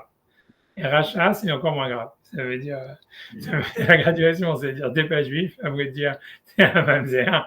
Et le moins grave, c'est dire t'es un rachat. Mais un rachat, c'est la personne qui a été insultée qui doit se faire justice elle-même. C'est pas le Beddin. Tu vois, c'est pas le Beddin qui va intervenir en disant ah, il a appelé rachat. Alors là, on lui donne pas de, si tu veux, a priori, on le punit pas a priori, mais lui, toi, tu as le droit de te faire justice. Et je veux les rachats. Omar Lazo, ça l'a tué ou moins? Ouais, c'est où? C'est quatrième. Ouais. Racha, Yored Amo, les Chayou. Les Chayav. C'est la traduction des mots, ça veut dire quand quelqu'un il appelle quelqu'un d'autre rachat, il descend avec lui dans sa vie. Yared Amo, les Chayav. Ok. Dans sa vie à lui. Pour sa vie, ouais. Ça veut dire qu'il peut l'attaquer dans sa parnassa. C'est comme ça que je vais expliquer. Tu peux expliquer? Et Omar Lezo, Ein Bedin, ouais, t'as raison. Ein Beddin, Niskayem. Iskakin. C'est dans un cas comme ça. Si quelqu'un il insulte l'autre dans un rachat, le Bedin, il va rien faire. C'est pas son job de dire ah, voilà, tu appelles ton ami rachat et tout ça. C'est pas à eux de s'en mêler. Mais par contre, tu vois, Avalhu, Mutar, les Sanoto. Sanoto de le haïr. Ouais, c'est ça. Ve'af, les Maet. Parastan. Parnasato. Et même d'essayer de lui amoindrir sa parnassa. Velired. Et Omanuto. Léomoto. Et c'est la descente sur son travail, sur sa profession. Ça veut dire essayer de lui porter préjudice dans si tu veux, dans ce qu'il fait, quoi, dans sa parnassa. Et l'idée, c'est, tu vois, c'est grosso modo, c'est si tu m'appelles rachat, alors ok, je vais faire le rachat, grosso modo. C'est ça l'idée, a priori. Tu vois, ça veut dire. C'est comme ça. Mais tu vois, c'est ce qui a marqué, tu vois, c'est étrange, mais tout ça, c'est pour ça que c'est lié avec la que je vous ai dit tout à l'heure. Hein. Ça veut dire en fait que si quelqu'un il a été attaqué dans son intégrité morale, dans sa dignité morale, tu vois, il doit pas, rien que Rachid dit moutard, dans la Gemara, c'est pas marqué moutard, marqué yored, tu vois. On a l'impression que c'est, tu vois, c'est une obligation, tu vois. Et, mais tu vois, mais ça veut dire, voilà. Mais l'idée, c'est pour ça, c'est parce qu'en fait, sinon, c'est toi qui va te punir, tu vois, et tu vas punir des autres, tu vas punir des innocents à cause de ça. Donc, ouais. C'est ce que j'ai dit. Après ça, l'Agma a répondu sur ça en disant non, c'est pas qu'il appelle esclave non juif, mais un esclave juif. Et sur ça, l'Agma elle dit Tu vois, ça veut dire, ok, donc ça, l'agma veut dire, ça c'est une bonne, ça veut dire, l'agma voulait poser une question, donc Tana Malia Taï, ça veut dire c'est une réclamation d'argent normale, et donc ça veut dire quel est le chidouche. Alors Rashi, il va, si tu veux, comment dire, élaborer sur la question de l'agma, tu vas expliquer qu'est-ce que l'agma veut dire par là. Ça veut dire. Ok. Sofeg? Ouais. Non, Akao. Ah oui, on est après, Tana Malia Taï, on est après, je ne peux pas montrer, mais. C'est ça, Rashi. Tama Mariate. Tu vois, c'est ça, exactement. Wow. Qu'est-ce qui est marqué là? Aina, Maliate, Maliataï. C'est un bon argument. L'idée, c'est, moi, s'il lui dit simplement t'es un esclave juif, c'est un bon argument. Alors, Rachid va expliquer qu'est-ce que l'agma veut dire par là, que c'est un bon argument, c'est une bonne réclamation. Rachid va expliquer, donc il veut dire, si je finir moi, donc Rachid dit, il va dire, ou blo gilgul nami, ça veut dire, même si jamais il n'y avait pas de gilgul shvoa, il y a va modé bemixat. Si jamais, par exemple, quelqu'un lui dit, voilà, tu m'as fait un contrat de travail pour 6 ans, tu me dis que pendant 6 ans, tout ce que tu gagnes, c'est à moi parce que je t'ai payé pour acheter pour un contrat de 6 ans. Et le type, il dit par exemple, non, mais c'était que 3 ans. Alors sur ça, ça serait un modé bemixat datahana. Et donc dans ce cas-là, il devrait jurer, tu vois. Ça veut dire, il y a grosso modo ce qu'il veut dire, c'est que, ou bien un autre cas, il dit Rashi, si jamais quelqu'un dit voilà, tu t'es vendu, tu as vendu ton travail, que tout ce que tu gagnes, ça m'appartient pendant 6 ans. Et lui dit non, pas du tout. Et il y a un témoin qui dit moi j'étais témoin, j'ai vu qu'il y a eu un contrat comme ça. Donc là aussi, on a vu que la personne, elle doit jurer pour contredire le témoin. Donc dans ces deux cas-là, ce qui veut dire Rachid, c'est que il n'y a pas, ce que l'agma veut dire, c'est qu'il n'y a pas de techniquement de problème qui s'oppose au fait que le type y jure. Tu comprends? Ça veut dire que si jamais, oublions le cas de Gilgul Shvoa et prenons un cas normal, si jamais quelqu'un il vient et dit tu me dois 6 années de travail et l'autre dit non, je te dois que 3, la rade de la Torah, ce serait qu'il doit jurer sur les 3 autres années qu'il réunit parce que c'est un modèle mixta de Tahana normal. La même chose si jamais quelqu'un dit voilà, tu me dois 6 années de travail, l'autre dit non, mais il y a un témoin qui dit oui, moi j'ai vu qu'il a fait un contrat comme ça.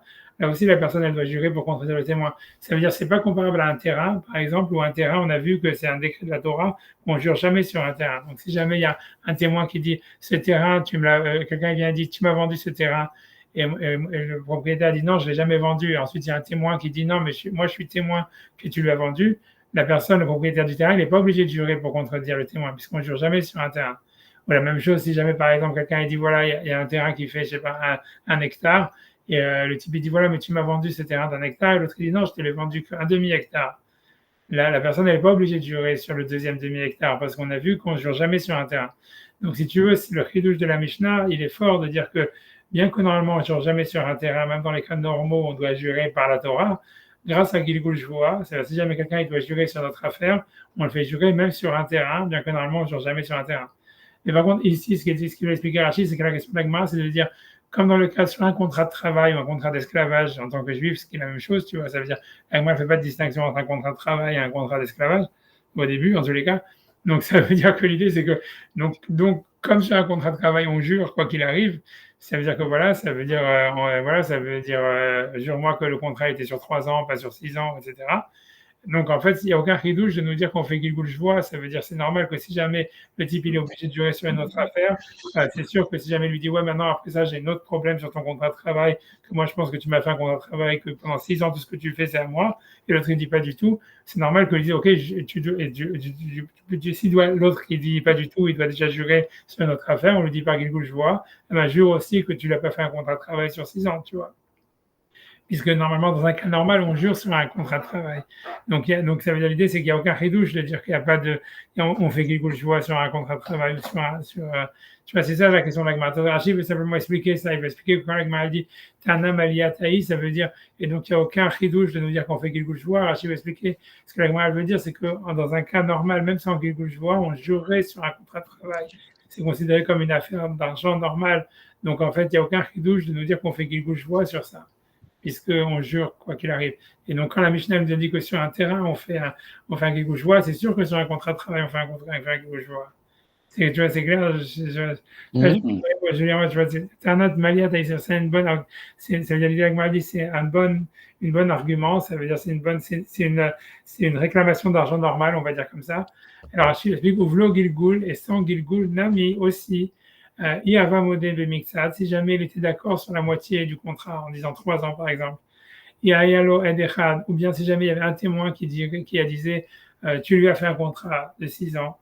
Ayachayav Jvoa, il aurait dû jurer cet employé ou cette personne, comme quoi il lui doit rien et qu'il n'a pas fait de contrat, etc.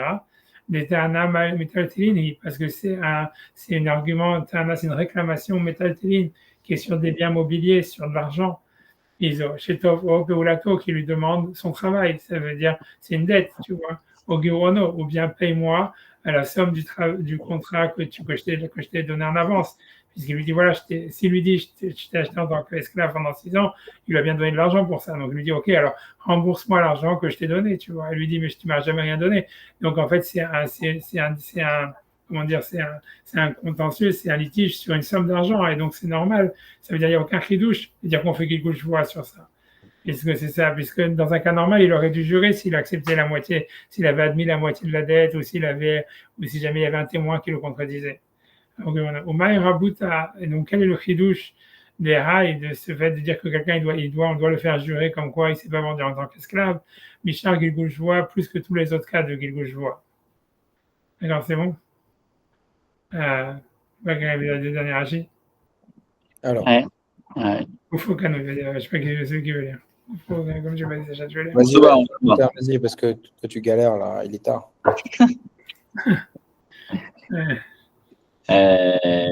גוף הקנוי ואין טענת מטלטלין.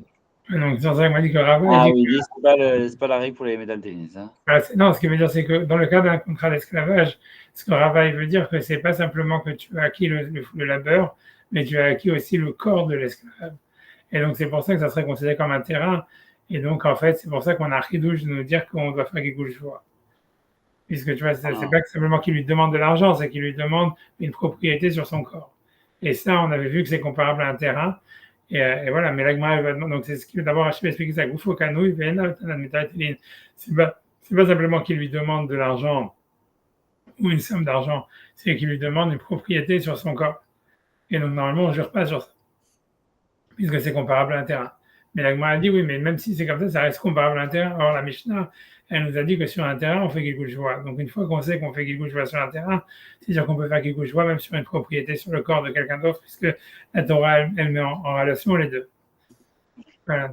Donc, ça, c'est la suite de l'agma. Aïnou Karkas, c'est le cas du Karkas. Ça veut dire, c'est vrai qu'on ne jurait pas sur le corps de l'esclave normalement, mais c'est comparable au cas du terrain. Ce n'est pas un chidouche supplémentaire au cas du terrain qui est mentionné dans la Mishnah. Je vais les arracher sur ça. Aïnou Karka, c'est le cas de Karka. Aïnou Karka. ועדנן למתן גלגליל, אומר רבותא דרב יהודה, להשמוטין גלגול עבדי עתה. Ça veut dire, Aïnou, donc ça veut dire c'est Karka. Aïnou, Vataninan là, de Matnitin, ça veut dire, le cas de Karka, il est marqué dans la Mishnah, on fait quelque chose, je vois sur la Mishnah, des Megalgelin. Tu vois, Vataninan là, de Matnitin, ça veut dire, on l'a enseigné dans la Mishnah, des Megalgelin, qu'on fait Gilgul Joua. Omaï Rabuta de Rav Yehuda, et quel est le chidouche de Rav Yehuda? Et Hashmoïna, de nous enseigner Gilgul Avdiata, de dire qu'on pourrait faire Gilgul en disant tu es mon esclave. Même si jamais en fait on dit que dans l'esclave, il y a une acquisition du corps, une propriété du corps de l'esclave, ça ne change rien puisqu'on nous a dit qu'on peut faire Gilgul sur un terrain. Or, un terrain, c'est aussi considéré comme un esclave. Et donc, si on peut faire jurer quelqu'un en disant jure-moi que ton terrain t'appartient, c'est normal qu'on fasse jurer quelqu'un en disant jure-moi que tu n'es pas mon esclave. Donc, quel est le chidouche de Rava par rapport à la Mishnah? Et sur ça, l'Agma répond lit les kala. Ça veut dire que quand quelqu'un il vend un terrain, il essaie de le faire en cachette. Lit les kala, ça n'a pas de son, ça n'a pas de voix. Ça veut dire que quelqu'un il veut en esclave, il vend son terrain, comme il veut pas être downgrade dans sa notation, donc il veut pas dire il veut pas montrer qu'il est en train de liquider ses assets. Donc, alors que quelqu'un qui se vend sur le marché des esclaves, il est obligé d'advertise Et quand le contrat est signé, c'est aussi advertise. Donc, on pourrait dire que si jamais un tel contrat il avait été signé, on le saurait. Et si jamais, comme c'est pas connu, ça veut dire que c'est faux et donc il ne doit pas jurer dessus, même par Gilgul Shvoa. C'est pour ça que le Kiddush de Rabbah, ça veut dire non, non seulement la Mishnah nous dit qu'on doit jurer par Gilgul Shvoa sur un terrain, mais on peut faire jurer même sur quelqu'un en disant jure-moi que tu n'as pas fait un contrat comme quoi tu ne t'es pas vendu dans l'esclave. D'accord, c'est bon? J'ai dit, j'évite les cas là. Il n'y a pas de voix, ça veut dire c'est pas connu. Au Mishum Mari, c'est pour ça que c'est marqué dans la Mishnah, Nan, Gilgul, on a marqué qu'il y a Gilgul, je vois.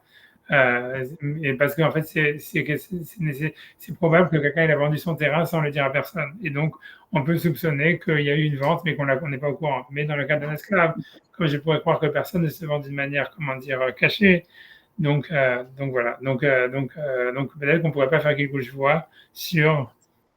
C'est surprenant, hein? Non. Comment? Non, c'est surprenant qu'un Eved, on peut se dire que ouais, ok. Parce que c'est rare. Déjà, c'est rare. C'est rare que quelqu'un se vende en tant qu'esclave. Et en plus, comme je te dis, a priori, ça veut dire que c'est clair que tu vois, ça veut dire que quand quelqu'un il veut faire un contrat si esclave, un esclave juif, ça veut dire que tu fais un contrat de travail de 6 ans où tu te payes en avance ton salaire. Et après ça, tu es obligé de tout donner, tu vois.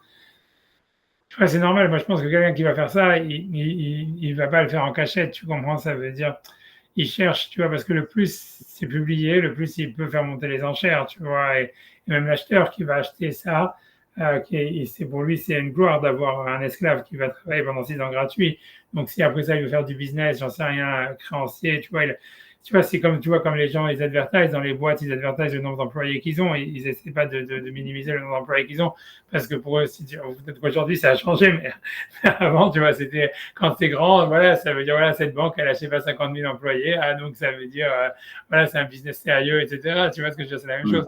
Et tu ne vas pas te dire, ah oui, non, c'est mon employé, mais je ne le dis à personne, tu vois, et quelqu'un, en fait, qui est employé, je sais pas, pour une banque ou n'importe qui ou quoi, il ne va pas te dire, quand quelqu'un cherche du travail, il n'essaye pas de le faire en cachette en disant, attends, non, mais dis à personne que je cherche du travail, tu vois ce que je veux dire. Ça veut dire, tu vois, c'est tout, tu vois, surtout parce que, tu vois, il veut qu'en fait, il veut trouver le meilleur travail possible, tu vois, donc c'est ça l'idée, tu vois. Quand quelqu'un il voit un terrain, on comprend que le type, de toutes les manières, à leur époque, si tu veux, le prix des terrains était super standard, et en plus, c'était super régulé, comme on a vu que les voisins, ils ont un droit de préemption sur les ventes, etc. Et donc, et en plus de ça, quand vendre son terrain, c'était grave, tu vois, ça voulait dire, en fait, maintenant, j'ai plus de source d'income. Donc, c'était vraiment un acte, on va dire, désespéré de liquider, tu vois, un truc qui te ramenait de l'argent pour essayer, parce que tu étais vraiment, tu vois, au bord du gouffre, quoi. Donc, en fait, c'était un truc que les gens ne voulaient pas faire, tu vois, d'une manière. Ils étaient prêts à vendre moins cher, que ça ne sache pas, plutôt que de commencer à advertise pour gagner, en fait, pas grand-chose. Tu vois ce que je veux dire? C'est ça l'idée, tu vois. C'est sûr qu'aujourd'hui, tu vas me dire, c'est sûr que la logique, c'est pas comme ça. Aujourd'hui, voilà, quelqu'un, il vend une maison, il va essayer d'advertiser au maximum parce qu'il va avoir le meilleur prix dessus. Par contre, quelqu'un qui cherche un travail, c'est possible aussi qu'il n'advertise pas beaucoup parce que bon, il sait que, tu vois, pas tout le monde est intéressé par le type de travail qu'il fait, etc., etc., etc. Et donc, dans la logique d'aujourd'hui, tu vois, c'est vrai que ça paraît un peu bizarre ce que la Gemara dit, mais si tu te remets dans leur période à eux, c'était différent, tu vois. C'est-à-dire, tu vois, ça veut dire, voilà, c'est quelqu'un qui allait se vendre comme esclave, il voulait que ça se sache. Ça veut dire, quand il se mettait sur le marché, il voulait en fait, il voulait avoir le meilleur prix possible pour les 6 années de travail qu'il allait avoir. Et le plus les gens étaient au courant, le plus ils risquaient d'avoir des bides, tu vois.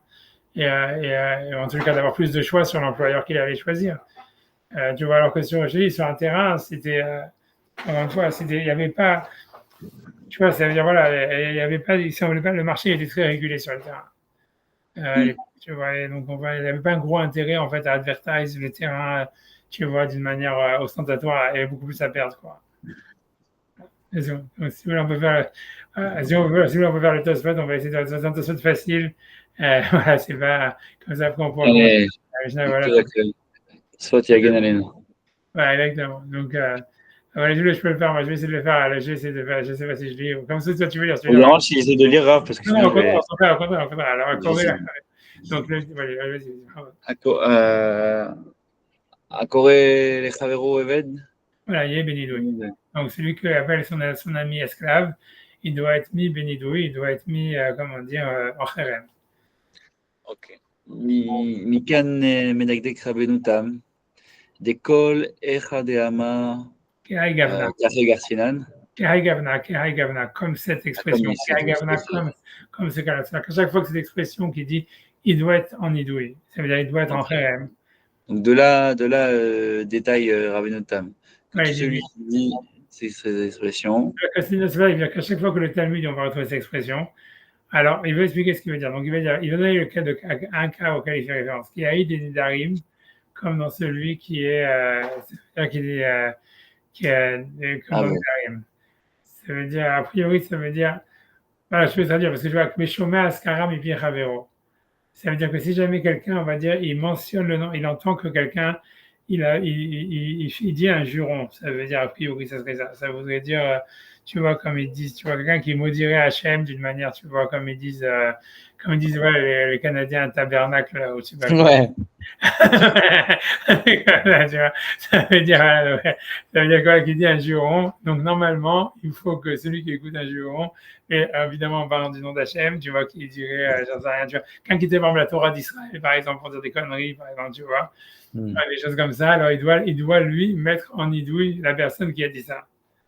Et si jamais la personne, tu vois, qui a écouté ça, elle n'a pas réagi, elle a laissé passer, tu vois, en disant, tu vois, quelqu'un tu vois, qui utilise les mots de la Torah, qui se moque de la Torah un petit peu, tu vois, d'une manière légère, etc., à ce moment-là, qui laisse passer, lui-même, il doit être mis bénidoui. C'est ce que la Gemara dit.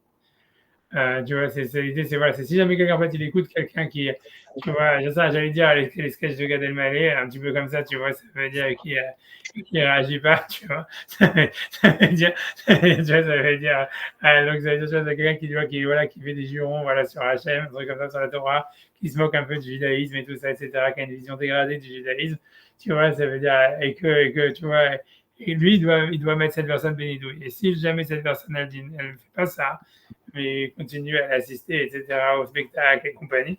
et donc, c'est lui qui doit lui bénidouille. Et donc, c'est ça ce que la Gemara dit. Ça veut dire, mais pire, si quelqu'un voit quelqu'un, tu vois, qui dégrade, tu vois, qui se moque du judaïsme, etc. Askara, ça veut dire mentionner le nom d'Hachem. Mais ça veut dire, c'est pas maudire Hachem, mais ça veut dire, encore une fois, c'est se moquer de la Torah, tu vois, en parler d'une manière, on va dire, voilà, légère, etc.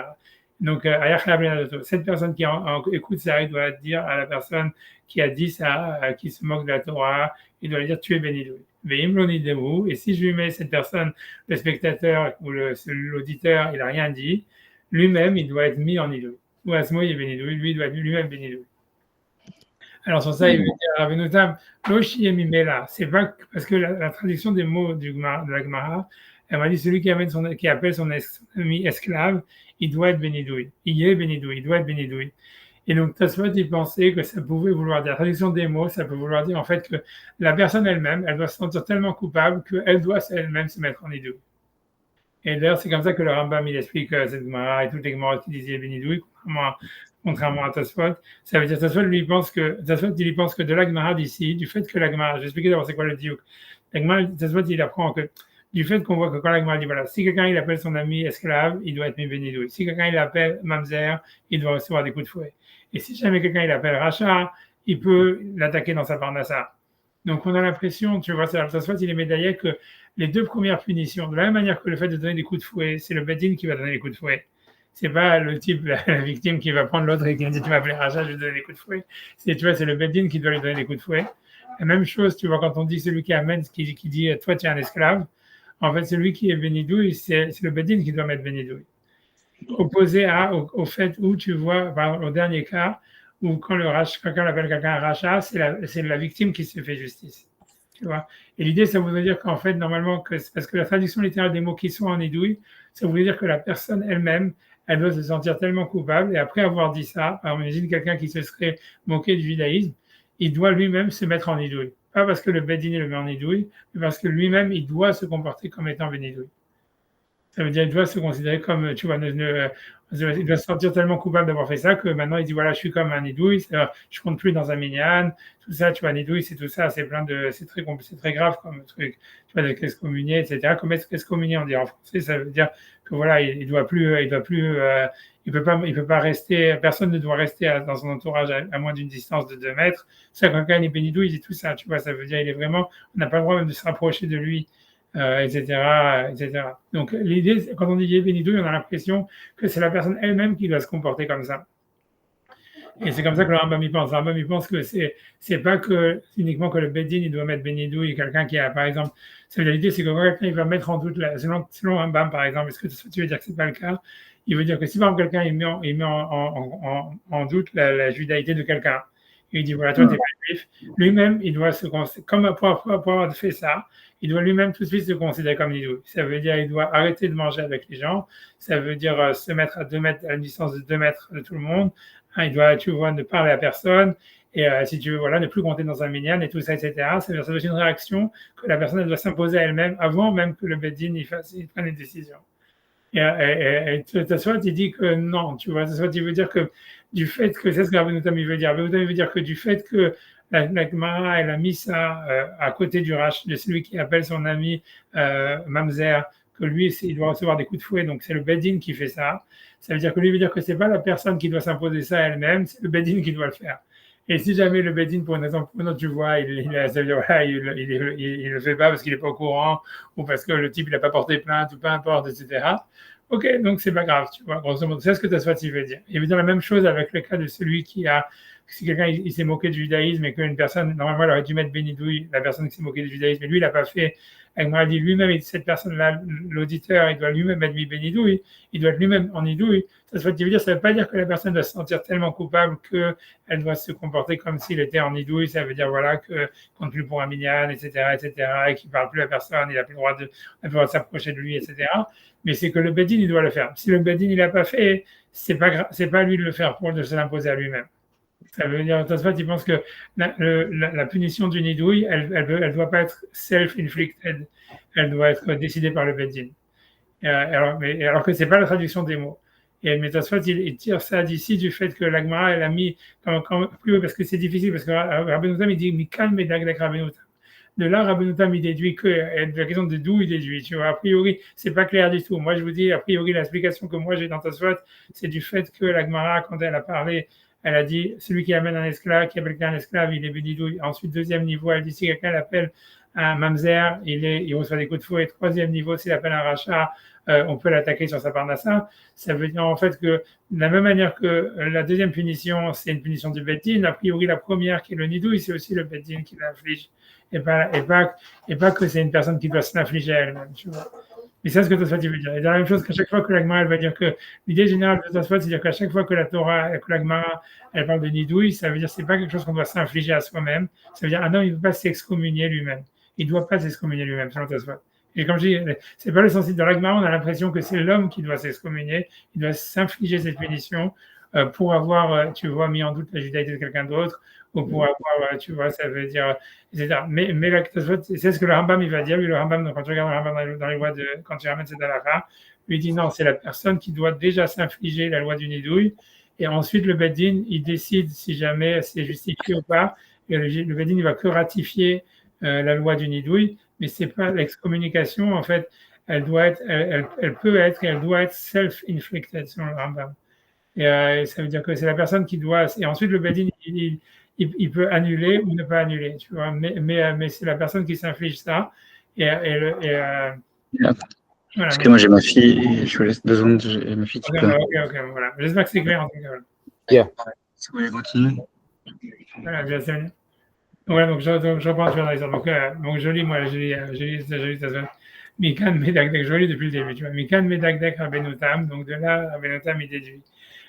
L'école Echad et Amar Kagavna. À chaque fois qu'on utilise cette expression, voilà, l'école Echad et Amar Kagavna, c'est à chaque fois qu'on utilise cette expression, qui est Benidouille, que normalement ça veut dire que la personne elle doit être excommuniée, ça veut dire qu'elle est excommuniée, que donc la traduction littérale, ça veut dire qu'il faut s'infliger soi-même l'excommunication. Sur ça, ça se dit non. Mais donc comme dans le cas Kagavna, comme on voit dans un autre cas, Kei des Nedarim, dans le cas de Nedarim, Beshomeas, dans la première grande ligne, c'est lui qui écoute quelqu'un qui a fait un juron, et puis Ravero de la bouche de son ami, Ayachayav Linadoto, il faut que celui qui a écouté ce juron, il mette en nidouille la personne qui a fait ça, qui a dit ça, Veimlo Nidahu, et si lui-même il n'a pas mis en nidouille la personne qui a fait ce juron, ou Asmoï et Benidouille, lui-même il doit être en nidouille. Donc, Rabbeinu Tam, il explique, Lo sheyeni meila, c'est pas quelque chose qu'un homme il doit s'infliger lui-même. Et la beddin yuhaya meinadoto, mais c'est le beddin qui doit en fait décider ce statut d'excommunication. C'est pas quelque chose qui peut être mis par la personne elle-même. Contrairement, quand je veux dire à Rabbeinu Rambam, qui pense que c'est la personne qui doit s'infliger cette punition elle-même, et que le beddin ne fait que ratifier ça. Mais Tosfot, il pense que non, il pense que l'excommunication, elle doit jamais être self-inflicted. Même si la personne, elle a mis en doute la judaïté d'un autre, et qu'il se dit, ah merde, j'ai fait une connerie, c'est pas pour ça qu'il doit se mettre lui-même en idouille. Et si le beddin, il le met en idouille, ok, il doit accepter ce que le beddin dit, parce que il doit, si tu veux, accepter cette excommunication. Mais c'est pas à lui de se l'infliger lui-même. C'est le beddin, c'est le beddin qui doit prononcer, en fait, la peine d'excommunication de Nidou. Et la Amaraha, comme on le voit ici, Shamute Meshamtinale. Ça veut dire du fait que la Gemara dit quelqu'un qui appelle son ami esclave, donc il m'en doute sa judaïté, Shamute Meshamtinale, on le met en Herem. Donc on a l'impression que c'est le Beddin qui le met en Herem. Mais pas que lui-même, il doit s'affliger ça lui-même. Vainu Menoude. Vainu Mida Keneged Mida. Et c'est Mida Keneged Mida. C'est pourquoi, en fait, l'idée de l'excommunication, c'est une Mida Keneged Mida à celui, évidemment, qui a douté de la judaïté de son ami. On comprend pourquoi, puisque le douter, ça veut dire que quelqu'un n'est pas juif, c'est en fait l'excommunié de la communauté. Et donc, Mida Keneged Mida, lui-même, il doit être excommunié pour avoir voulu faire ça à quelqu'un d'autre. Donc, Kelomar, tu vois, ça veut dire, c'est-à-dire, ou Karal Havero Eved. Donc, lui, il a appelé son ami esclave des Ouarour, qui est maudit.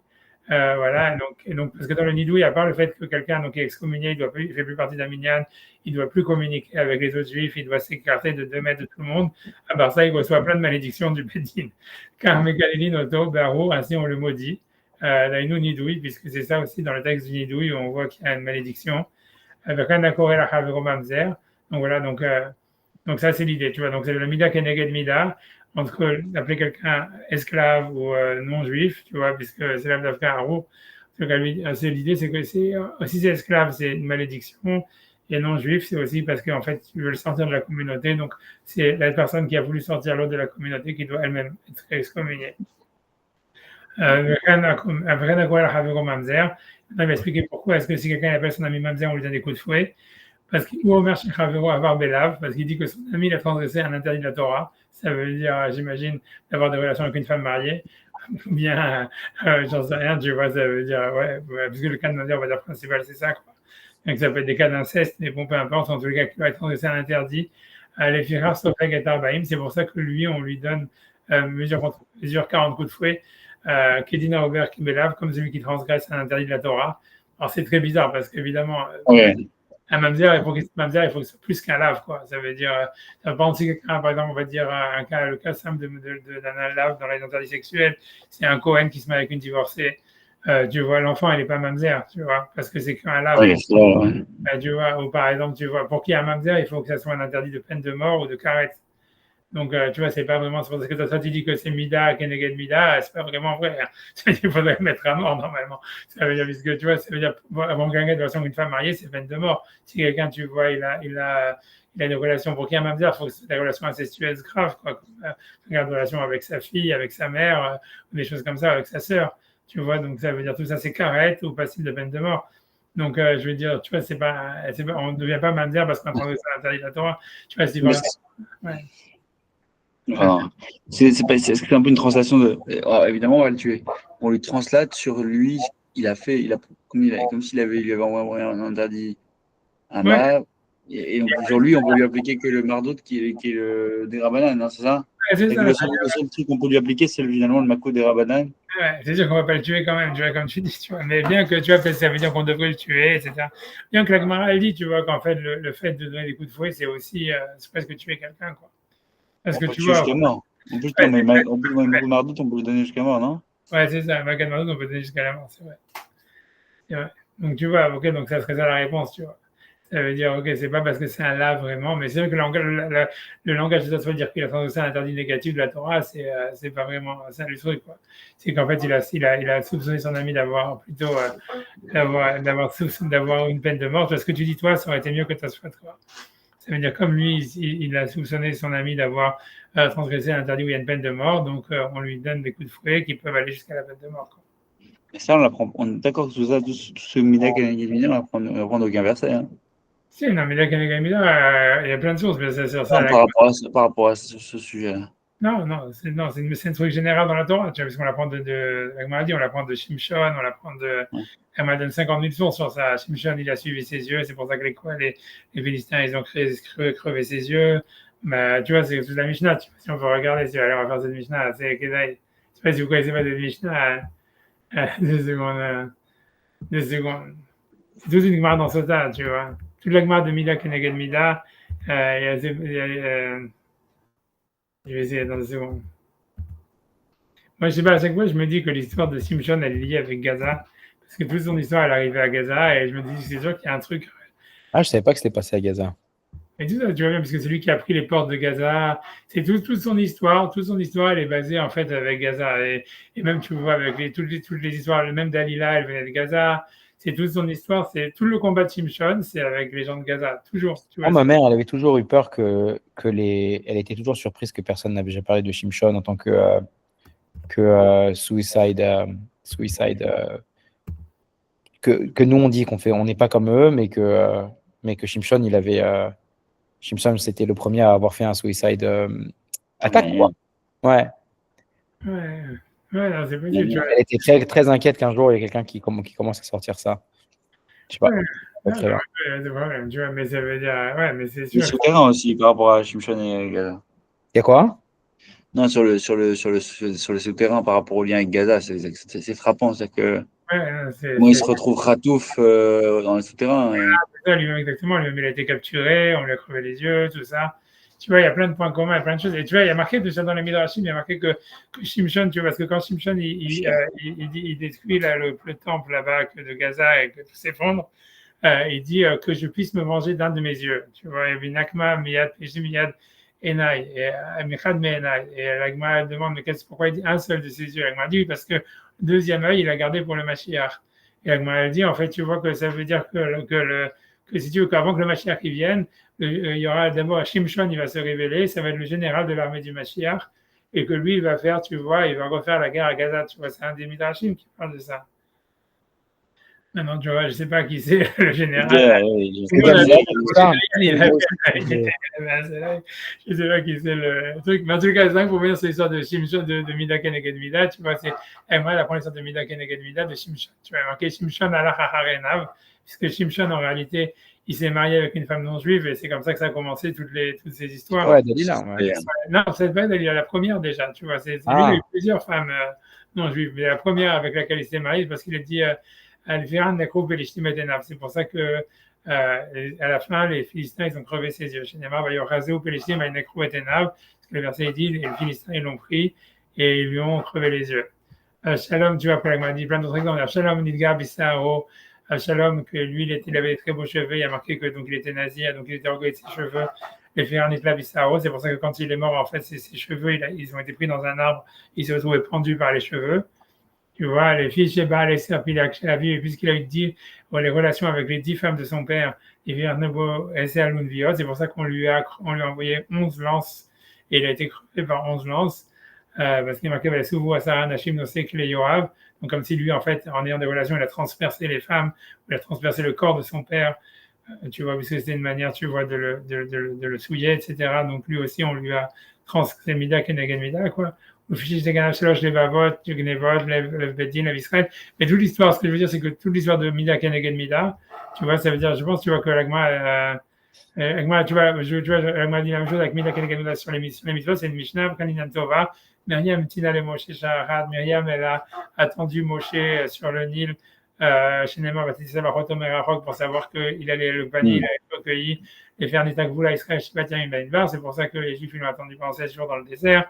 Je n'ai pas menaçal cette Myriam que le peuple n'a pas évolué. Donc ça veut dire Yosef Zachal Igor et Aviv, Yosef comme il a enterré son père et lui c'était le plus grand de sa génération. Donc en fait, personne n'était plus grand que Yosef dans sa génération, et donc c'est un grand honneur qu'il a enterré son père. Donc Mida Keneged Mida, qui c'est qui a enterré Yosef? C'est Moshe. C'est Moshe qui a apporté qui s'est occupé de l'enterrement de Yosef pour dire voilà, c'était mesure contre mesure que lui. Grosso modo, ce que je veux dire, ce que tu vois dans la Mishnah continue comme ça avec une liste, tu vois, énorme.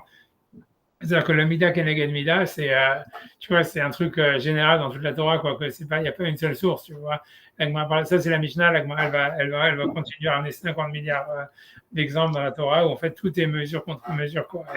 C'est pas la phrase, c'est l'Ashgara pratique qui fonctionne. Mais ça veut dire que nous, on doit essayer de juger juste ce que tu veux dire. Il veut dire a priori, puisque tu vois, tu te demandes d'où est-ce que, comme tu dis, voilà, si tu veux, la question sous-entendue de ta foi, c'est de dire d'où est-ce que le Bedin, il se donne le droit d'excommunier des gens parce qu'il a mis en doute la judaïté de quelqu'un. Tu vois, de quel droit tu l'excommunies, quel interdit de la Torah il a transgressé en disant ce type-là, il n'est pas juif, tu vois. En fait, tu vois, c'est pour ça, tu veux dire, la source de tout ça, c'est Mida Keneged Mida. Ça veut dire, toi, tu as voulu exclure quelqu'un de la communauté, alors toi aussi, on t'exclut de la communauté. Toi, tu as dit, en fait, que le type, il était un rachat, ça veut dire qu'il a eu des relations interdites, etc. Alors, voilà, toi aussi, on va recevoir les coups comme si c'était toi qui avais eu les relations interdites. Tu vois, des trucs comme ça, tu vois. Mais ça, c'est la source est là. Mais le Mida de Keneged Mida, c'est un truc complètement, tu vois, général, tu vois. Tu vois, ouais, c'est tout, tu vois. La gestion de Gaza, tu vois, il m'a dit, tu vois, quand tu vois, Tanya Rabiomer, Triot Kilkulo Bahaza, ça veut dire, c'est la Braïta qui dit que Shimshon, il a commencé, tu vois, ça veut dire, c'est parce qu'en fait, c'était avec une femme gazaouite, tu vois, en fait, qui s'est mariée, grosso modo. Ça veut dire, ces conneries, il a commencé à Gaza, les filles à la Gaza. C'est pour ça, en fait, qu'il a été finalement capturé à Gaza, et ça veut dire, là-bas, c'est Triot Kilkulo Bahaza, dire-t-il, tu vois, puisque le verset il dit là-bas, va y aller Shimshon Azata, et Shimshon est parti vers Gaza, vers Shamisha Zona, et il a vu là-bas une femme prostituée. Et c'est pour ça qu'il a été frappé à Gaza. Il a dit, ils l'ont fait descendre à Gaza, et c'est là-bas où il fait tomber le temple, etc. Tu vois, après, il m'a dit, ok, ça veut dire, avant on dit qu'il était à Timna, ça veut dire, la vérité, c'est que, en fait, celle avec qui Dalila, elle venait pas de Gaza, elle venait de Timna. Elle dit oui, mais en fait, le début, ça veut dire là où il avait commencé à aller dans la mauvaise direction, c'était déjà avec la première qui était à Gaza, quoi. Trilat Kilkulo de Gaza. Le début de la chute, c'était à Gaza, quoi. Et tu vois, j'en sais rien, tu vois. Whatever it is, je sais pas que j'en sais rien, tu vois. Bref, tu vois, c'est tout, mais je sais pas, tu vois, après ça, la question de savoir c'est quoi, tu vois, c'est. Dildela. Dildela, c'est sur l'histoire de l'agma, veut dire que Dalila, c'est parce qu'elle lui a fait descendre, tu vois. Daldel, ça veut dire Dildila, donc ça veut dire qu'elle lui a enlevé sa force, elle lui a enlevé, tu vois, ça veut dire. Dildela avec Libo, parce qu'elle a fait descendre son cœur, elle a fait descendre ses actions, elle a fait descendre son énergie, sa force, tu vois, parce qu'à la base, c'était un sadique. Tu vois, il était un nazir et tout ça, et il était complètement, tu vois. Non, j'en sais rien, tu vois, je sais pas que tu vois. Qu'est-ce que dans les temps messianiques, c'est ce que ça veut dire, tu vois.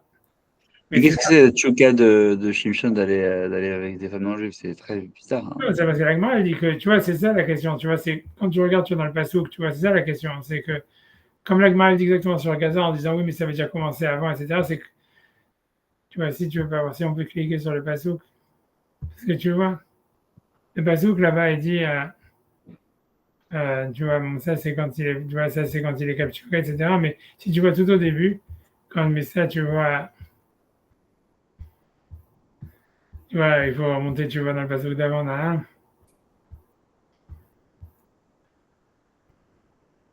Et c'est bon.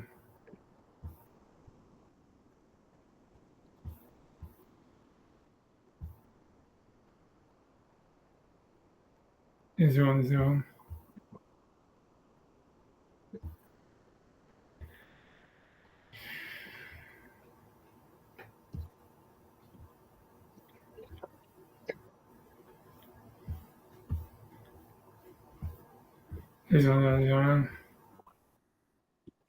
Désolé, parce que tu vois, j'essaie de trouver le début de l'histoire. Hein. Ouais, ça, c'est quand on annonce sa naissance, tu vois. Ça, tu vois, d'abord, voilà, non, tu vois, la première, tu vois, ça veut dire. Et ben voilà, donc ça veut dire, il va à Timna, la première femme qu'il a, c'est Vayal, Vayagad, la Bible, les mots, Vayomer, Isha, Haïti, Betimnata, Ibénat, Pelishtim. Et j'ai vu une femme à Timna, donc qui n'est pas à Gaza, qui est des filles de Philistine. Il dit, moi, je veux me marier avec elle. Alors, tu vois, et donc les parents, ils sont pas d'accord, évidemment, parce qu'ils disent, tu vois, il faut que tu te maries avec une juive et tout ça. Mais Yomer lo aviv, veimo haen, bivnot achecha, v'kol ami, isha ki ata olach lakarat isha mepelishtim harelim. Ça veut dire, est-ce qu'il n'y a pas parmi toutes les filles d'Israël une femme qui te va pour que tu ailles chercher une fille, tu vois, qui vient des incirconcis? Et moi, Shimshon, il a vu, c'est celle-là que je veux marier, qui yashka be'enav, donc Zach m'a dit, parce qu'elle est droite à mes yeux. Donc Shimshon, il dit clairement que c'est ses yeux, il a suivi ses yeux. Maintenant, tu vois, qu'est-ce que ça veut dire? Est-ce que ça veut dire, on va voir, tu vois, mais dans la suite, tu vois, c'est, Vavive imolo yadou ki ma'Hashem hi. Et c'est-à-dire, ses parents, ils ne savaient pas que c'était Hachem qui voulait que ça soit comme ça. Kitoana ou Mevakesh Pelishtim, parce que Hachem, il cherchait un prétexte pour faire la guerre avec les Philistins. On va être Pelishtim, Moshlim Israël. À ce moment-là, les Philistins, ça veut dire, si tu veux, les Palestiniens, Moshlim Israël, ils avaient plus d'énergie que les Juifs. Et donc, il fallait trouver un prétexte pour. Donc, c'est Hachem à d'avoir. Tu vois, l'Agmara dit c'est Hachem qui voulait. Mais l'idée, c'est que. Alors, l'Agmara dit si c'est Hachem, alors pourquoi est-ce qu'on en veut à Shimshon? Mais c'est parce que lui, il n'a pas fait parce que Hachem, il l'avait demandé. Il a fait parce que lui, en fait, il cherchait ce qui est droit à ses yeux, tu vois. Et ça veut dire, tu vois, c'est ça ce qui est bizarre. C'est tout est Minachamaïm, tu vois, à la fin. Mais en fait, c'est la responsabilité. Tu vois, c'est encore une fois, ces histoires de Mida Keneged Mida, ça montre ça. Ça veut dire, les choses, elles vont arriver no matter what, tu vois, grosso modo. Ça veut dire, et tu n'es pas responsable, peut-être même, tu vois, sur l'action elle-même, tu vois. Et ça veut dire, c'est comme si on a l'impression que les actions, elles ont leur propre je sais pas comment dire, leur propre mathématique, leur propre logique, et qui font qu'il y a une sorte de mécanisme qui fait que, voilà, tu vois, c'est sûr que Shimshon, il aurait laissé se marier avec une Goya, et si tu veux, même, tu vois, c'était normal, c'était écrit dans la Providence. La question, elle était pas là, la question n'était pas est-ce qu'il va se marier avec une Goya ou pas, c'était comment est-ce qu'il allait le faire, tu vois, pourquoi il allait le faire. Et en fait, si tu veux, il n'a pas, ça veut dire, alors qu'il avait déjà la prophétie, etc., et on voit bien, tu vois, parce que Shimshon, a priori, il avait une Neshama, tu vois, puisque on dit que Yaakov, quand il a vu Shimshon, il a cru que c'était le Mashiach, quand il a dit, tu vas Drakeviti Hachem, etc., ça veut dire, on voit, tu vois, puisque c'est le seul, tu vois, c'est le seul de tous les personnages bibliques qu'il y a un ange qui vient annoncer sa naissance, tu vois, et qui, puisque à part Yitzhak, si tu veux, et même dans Yitzhak, c'est dû au fait que, voilà, il ne croyait pas qu'il allait avoir un enfant, etc. Et en fait, l'ange ne dit pas à Sarah, oui, comme tu vas avoir un enfant, il faut que tu fasses ça et ça et ça et ça pour te préparer à la naissance de l'enfant. Tu vois, ça veut dire, c'est complètement incroyable. Tu vois, c'est le seul personnage, tu vois, qu'on te dit, sa naissance, elle est annoncée à ses deux parents avec des mitzvot spécifiques. Tu vois que la mère, elle doit faire la Nézirut déjà dès qu'elle va tomber enceinte, etc. C'est Shimshon, tu vois. Et donc, ça montre, tu vois, en fait, que plein de choses. Tu vois, ça montre qu'il avait un truc spécial. Et on te dit, tu vois, que dès qu'il est né, plus ou moins, tu vois, il y avait, ça veut dire, il te dit, ça veut dire, il était agité par l'esprit divin, comme une cloche, tu vois, et que ça veut dire, grosso modo, on a l'impression, tu vois, qu'il sentait en lui une sorte d'énergie, tu vois, qui était comme une cloche qui l'obligeait à faire des allers-retours, tu vois, Ben Sarat ou Ben Eshtaol, ça veut dire qu'il était agité, il ne savait pas pourquoi, tu vois, mais ça veut dire, mais c'était, en fait, c'était du roi HaKodesh, tu vois. Et ça veut dire, en fait, donc, mais ça veut dire, il sentait comme il était comme une sorte de, tu vois, quand on te dit qu'il était comme une, ça veut dire que l'esprit divin, il agitait comme une cloche entre Tzora et Eshtaol. Donc, ça veut dire, grosso modo, il aurait pu, c'est possible que cet esprit divin, tu vois, il lui aurait dit, marie-toi avec une Goya, tu vois, puisque c'était ça ce qu'Hachem il voulait, etc. Mais lui, en fait, tu vois, ça veut dire, il était agité par ça, et en fait, si tu veux, c'est comme si, tu vois, il n'arrivait pas à canaliser, tu vois, si tu veux, cet esprit divin qu'il y avait en lui, et le fait, tu vois, et sa vie normale, quoi. C'est comme si, en fait, tu vois, ça veut dire, grosso modo, je ne sais pas comment expliquer, ça veut dire, il a vu cette meuf, tu vois, c'était Mina Shaman qui devait se marier avec cette meuf, etc. Maintenant, ça aurait pu être, tu vois, du roi HaKodesh, tu vois, ça aurait pu être, tu vois, un roi HaKodesh qui lui dit, ça veut dire, voilà, maintenant, voilà, c'est Hachem qui veut que tu te maries avec cette Goya, et parce qu'en fait, grâce à ça, tu vas faire plein d'histoires, puisqu'on voit bien que, en fait, sa Goya, à chaque fois, il est trahi par les femmes, tu vois, et par les Goyotes. Et lui, tu vois, puisque toujours elle le trahissent, puisque ça commence depuis le début, puisque la belle famille, tu vois, ils veulent le massacrer et tout ça. Et donc, c'est pour ça qu'il veut leur demander des devinettes. Et à chaque fois, la meuf, il va toujours dire son secret à la meuf. Et la meuf, elle va toujours le vendre, tu vois. C'est-à-dire l'histoire qui se rappelle avec Dalila, c'est que, tu vois, c'est un serial, c'est-à-dire depuis le début de son mariage, quoi, depuis le début, ça lui arrive toujours la même histoire, tu vois. C'est pas la première fois que ça lui arrive.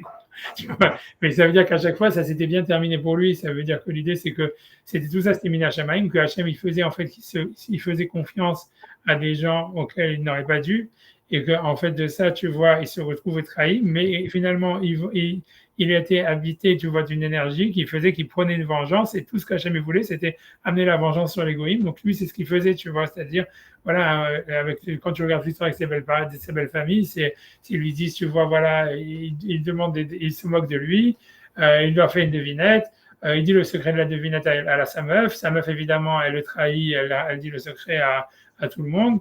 Et lui, il dit, ok, vous avez fait ça, moi aussi, vous avez utilisé de la ruse, moi aussi, je vais utiliser la ruse. Il prend des trucs, des renards, il leur met des torches de feu sur les queues, et ils vont brûler tous les champs de toute sa belle famille, de tous les Philistins, etc. Et ensuite, tu vois, il fait encore une razzia, il les massacre et compagnie. Et ensuite, après cette histoire-là, on rebelote avec une deuxième meuf, la même histoire. Et là encore, tu vois, ça sert de prétexte de cette trahison pour encore, tu vois, envoyer tu vois, une raclée aux Philistines, tu vois. Mais tu vois, mais la troisième, tu vois, ça a été, c'était l'erreur, quoi. Ça veut dire que, voilà, quoi. Ça veut dire la troisième, ça marche pas, quoi. Grosso modo, c'est elle qui, tu vois, c'est là où ça se termine mal pour lui, quoi. Maintenant, tu vois, tu vois, on a l'impression que, voilà, ça veut dire grosso modo, les deux premières, c'était normal. La troisième, c'était, tu vois, ça veut dire, mais ce que l'agma veut dire, c'est que la troisième, elle est venue à cause des deux premières, quoi. Ça veut dire que depuis le début, il n'avait pas, tu vois, c'est comme si, voilà, il n'arrivait pas à faire, il y avait quelque chose, tu vois, qui manquait dans le Lechem Shamaim de l'histoire, tu vois. Mais bon, c'est sûr que c'est très difficile à comprendre, tu vois, c'est sûr, c'est très, très difficile à comprendre. Je sais pas, tu vois, c'est difficile, tu vois. C'est sûr que l'histoire de Shimshon, elle est très difficile, mais qu'à mon avis, elle est liée à cette histoire de Gaza. Et tu vois, c'est un des trucs préparatifs, tu vois, à la venue du Mashiach. Tu vois, mais c'est très difficile à comprendre, tu vois. Tu vois, c'est difficile, tu vois. C'est difficile, tu vois. Parce que tu comprends, ça veut dire, je pense qu'un des mystères de l'histoire, c'est que c'est clair que la force de Shimshon, elle venait pas de ses cheveux, tu vois. Et que tu vois, je sais pas, tu vois, est-ce que la force de Shimshon, elle venait peut-être de sa naïveté? C'est possible, tu vois. Moi, je pense qu'il y a beaucoup de ça, tu vois. Je pense, tu vois, que ça veut dire que tu vois, si tu me demandais comme ça, pourquoi j'aurais dit ça? J'aurais dit, en fait, sa force, elle venait de sa naïveté, puisqu'en fait, on voit bien que il se fait rouler, et à chaque fois, tu vois, c'est lui qui, ça se retourne contre ses ennemis, mais qu'il y a un moment, tu vois, je sais pas, tu vois, tu vois, ça veut dire, est-ce qu'il y a un moment, tu vois, où tu peux plus être naïf, quoi? Ça sais rien, tu vois, c'est difficile, tout ça, c'est difficile. C'est difficile, tu vois, tu vois, c'est difficile. Je sais pas, tu vois, c'est encore une fois quelque chose j'en sais rien, c'est quelque chose à réfléchir, tu vois, je sais pas. Que le rapport à la femme, il est là-dedans. C'est possible, tu vois, que c'est le rapport à la femme qui est aussi là-dedans. Parce qu'on comprend bien, en fait, que dans l'histoire, si cette histoire, elle parle tellement, c'est parce que on comprend bien, en fait, que tu vois que tout le monde voudrait avoir une relation hyper naïve avec les femmes pour être super honnête, quoi. Et que d'un autre côté, on comprend, en fait, que cette relation honnête et naïve, tu vois, elle amène à une sorte de suicide, on va dire. Tu vois, ça veut dire. Entièrement avec vous là-dessus. Non, c'est sûr que c'est vrai, tu vois, c'est sûr que c'est vrai. Donc maintenant, tu vois, parce qu'on dit, tu vois, si tu veux que la relation, tu vois, même dans les temps messianiques, c'est la relation en fait homme-femme, c'est aussi un des gros, si tu veux, si tu veux des grosses choses, tu vois, ça veut dire des gros points en fait qui vont, si tu veux, je ne sais pas quoi dire, tu vois, ça veut dire qui, qui vont articuler l'avènement messianique. Et on a l'impression, tu vois, qu'il y a beaucoup dans cette histoire-là, quelque chose qui est lié à ça, tu vois. Parce, parce que c'est sûr que, si tu veux, c'est sûr que la violence, d'une manière générale, tu vois, ça vient de la frustration, d'une incapacité à recevoir de l'amour, tu vois, à donner de l'amour. Tu vois, c'est sûr, tu vois. Et c'est dire, tu vois, si jamais tu vois la violence des Gazaouites ou la violence antisémite, tout ce que tu veux, tu vois, ça veut dire la violence d'une manière générale, elle vient du fait l'origine de tout, tu vois, c'est cette incapacité, tu vois. C'est-à-dire, si tu veux, quand tu regardes, si tu analyses les guerres, tu vois, quand tu vois la montée du nazisme et tout ça, tu vas voir toujours que les femmes, elles ont un rôle très moteur là-dedans. Tu vois, les femmes, elles aimaient le nazisme, elles aimaient tout ça, elles aimaient et la raison de tout ça, c'est parce qu'en fait, si tu veux, les femmes, elles n'arrivaient pas à trouver la place dans la société, dans une société qui était liée sur le progrès et qui était, tu vois, si tu veux, le progrès, à mon avis, tu vois, un des problèmes, tu vois, si tu veux, ongoing de l'histoire, c'est que le progrès, il est très, on va dire, essentiellement masculin, ça veut dire, il est très lié sur l'orientation, il est goal-oriented. Il est orienté sur un but à venir, tu vois, et sur une sorte de, comment dire, sur voilà, c'est pratique si tu veux. Le progrès, ça permet en fait à l'homme d'arriver à faire des choses que normalement il fait pas. Tu vois, la machine, tu vois, ça veut dire, ça fait que l'homme, en fait, si tu veux, il devient un outil à son outil, tu vois, l'outil. Et si tu veux, l'homme, en fait, il est capable c'est-à-dire pour l'homme, c'est naturel en fait de se sentir comme outil. Tu vois, c'est parce qu'un homme, il cherche toujours, tu vois, avoir un but. Et il se satisfait d'avoir un but qui est extérieur à lui-même, dans lequel il trouve un sens, tu vois. Alors que tu vois, une femme, en fait, elle aime quand le but, il est dans l'expérience même de la vie. Tu vois, un peu comme moi, j'ai dit dans le cours de Sukkot, que c'est, tu vois, l'histoire de Yaakov, de Kohelet, tu vois, le truc qui tourne en rond, etc. Où c'est plus dans l'équilibre, en fait, que tu retrouves un sens. Mais si tu veux, le progrès technologique, le sens de l'histoire, il est vachement masculin, si tu veux. Il est vachement, tu vois, tu as qu'à regarder, tu vois, d'où est venu le nazisme. Tu regardes le film État moderne, ou tu regardes Metropolis et tout ça, ou tu lis Heidegger, c'est la même chose, tu vois. Ça veut dire, en fait, c'est le progrès technologique qui crée, en fait, la crise existentielle et qui fait, en fait, tu vois, mais si tu veux, la crise existentielle que le progrès technologique il crée, il est vachement d'abord senti par les femmes avant d'être senti par les hommes. Et tu vois, mais après, c'est par effet, si tu veux, par effet, je sais pas comment dire, ricochet, tu vois, c'est que l'homme, en fait, il a plus sa place, tu vois, parce qu'en fait, tu vois, c'est un peu comme l'histoire de Samson et Dalila, tu vois, c'est-à-dire que se sent trahi par la femme, en tous les cas, il ne veut plus avoir une relation, on va dire, spontanée, tu vois, naïve avec la femme, etc. Et donc, ça crée de la violence, tu vois. Ça veut dire, nécessairement, le type, il est obligé si tu veux, voilà, je ne sais pas quoi dire, tu vois, soit d'orienter, je pense que Shimshon, il a simplement orienté la violence contre lui-même, tu vois, c'est pour ça que c'est suicidaire, etc. Et tu vois, c'est le BDSM, etc. Mais c'est l'idée que, en fait, il a préféré se suicider ou orienter donc donner tous ses secrets. Ça veut dire, mais l'idée, c'est qu'en fait, il a orienté, si tu veux, la frustration de ne pas pouvoir avoir une relation honnête, tu vois, elle a, si tu veux, elle a engendré une violence qui pouvait être soit retournée sur les ennemis d'Israël que les Philistins ou sur lui-même, tu vois. Et je pense qu'à la fin, si tu veux, c'est que nécessairement, tu vois, la frustration, elle fait que la violence, comme c'est une frustration d'une incapacité à avoir une relation honnête, de donner de l'amour, recevoir de l'amour, à la fin, la finalité de toute violence, elle est de se retourner contre soi-même, quoi. D'où, tu vois, je veux dire, quand tu vois bien que Hitler, d'abord, il s'est suicidé, et même, c'est vers le nazisme à la fin, c'était suicidaire, tu vois. Et je pense, tu vois, ça veut dire, les Gazaouites, c'est sûr que c'est suicidaire.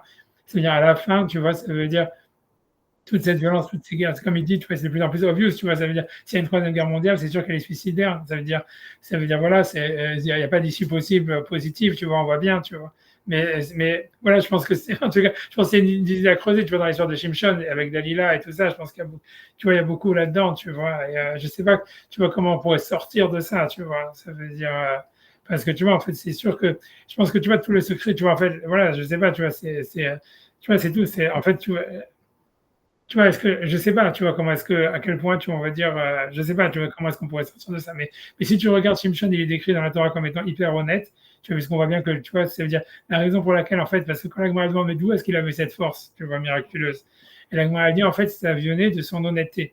Ça veut dire que la Gemara dit, en fait, tu vois que Shimshon, bien qu'il était, si tu veux, plus fort que tout le monde, etc., il n'a jamais profité. C'est ce que la Gemara dit qu'au niveau de l'honnêteté, il était plus honnête que Moshe. C'est pour ça que personne, si tu vois, quand on dit, parce que quand tu vois Yaakov, quand il parle sur Shimshon, il dit Dan Yadin Amo Karat Shefte Israël. Ça veut dire Dan, il va juger son peuple comme un seul, unique en Israël. Et ça parle de Shimshon, et ça veut dire que quand tu regardes là-bas dans les commentateurs sur Rashi et le Midrashim, que ça fait allusion, c'est qu'en fait, Moshe, il a demandé des services des fois à des Juifs. Et ça veut dire, l'idée c'est que, si tu veux, la Gemara, elle dit comme ça, elle dit qu'en fait, un juge, un homme politique juif, il a sa force qu'il a contre les nations, elle est proportionnelle au fait qu'il a tiré aucun profit des autres juifs. C'est-à-dire, plus quelqu'un, en fait, il tire profit des juifs, c'est-à-dire qu'il leur demande de l'argent, il leur demande, j'en sais rien, des bakchiches, des trucs, etc., plus sa force qu'il a contre les goyim, elle est diminuée. Et ça veut dire que tu vois, et que Shimshon, il avait cette force tellement grande contre les goïms parce qu'en fait, il n'avait jamais demandé un service à personne. Et qu'il faisait pour lui, c'était son idée d'être.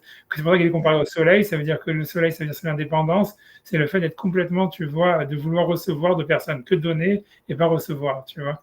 Mais que c'est ce qu'il avait fait. C'est ça ce qui faisait en fait qu'il avait une énergie, tu vois, hyper forte contre l'égoïsme, etc. Mais en fait, tout ça, ça vient d'une honnêteté, tu vois. Ça veut dire il était hyper honnête, tu vois. On te dit que c'est l'homme le plus honnête de tout le Tanakh. Mais je pense que l'honnêteté et la naïveté, tu vois, c'est lié, tu vois. Je veux dire, tu peux pas être honnête avec une femme, quoi, grosso modo. Tu vois, ça veut dire, et voilà, et c'est ça le problème, tu vois. Donc, finalement, tu vois, c'est pour, si tu veux, je pense qu'il y a une impasse là-dedans, et il y a quelque chose à réfléchir, en tout cas, dans cette histoire-là. Je sais pas, tu vois, je sais pas pourquoi je vous ai parlé de ça. Je pense que c'est lié avec ça. Juste est-ce que vous disiez ça, parce que Timna, c'est l'endroit aussi, l'endroit central sur ma chair. Je sais plus qu'est-ce qui se passe là-bas à Timna, non? C'est Tamar qui attend son chemin en plus de la Znout. Et elle est dans une incapacité à recevoir de l'amour. Ouais, non, c'est vrai, puisque voilà, ouais, t'as raison. Puisque voilà, c'est. Quand c'est Marie, et même le père ne veut même pas donner ce troisième enfant. Ouais, non, t'as raison.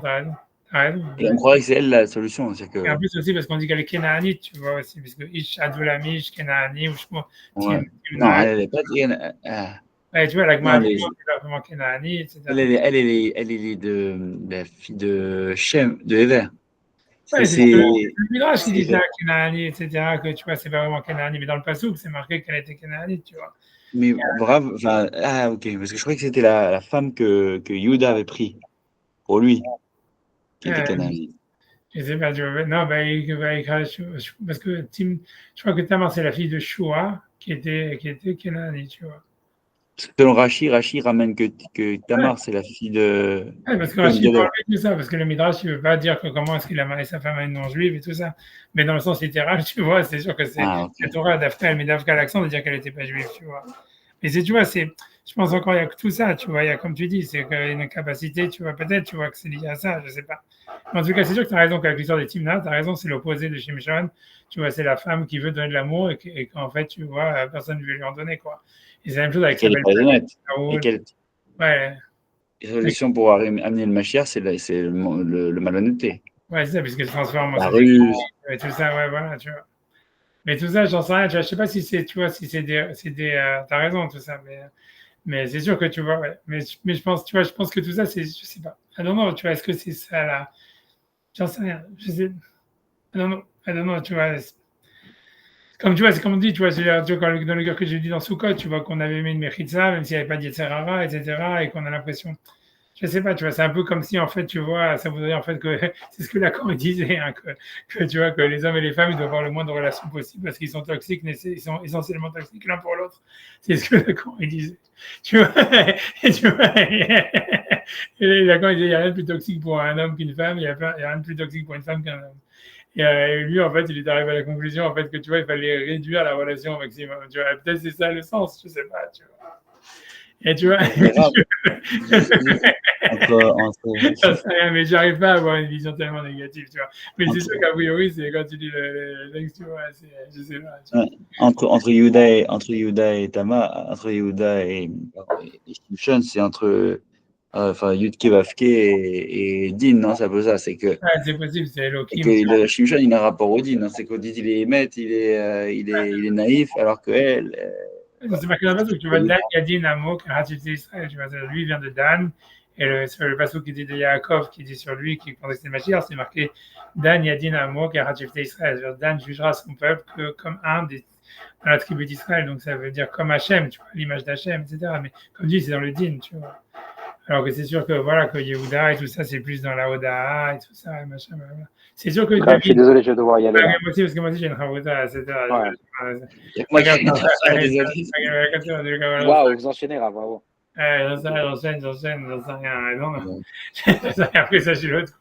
Comme je suis allé, quelques gmar d'offres pour tout le monde. Bonne année, des bonnes choses. Merci beaucoup, Rav. Merci beaucoup pour la flexibilité. Sacha, bye. Bye bye. Bye bye.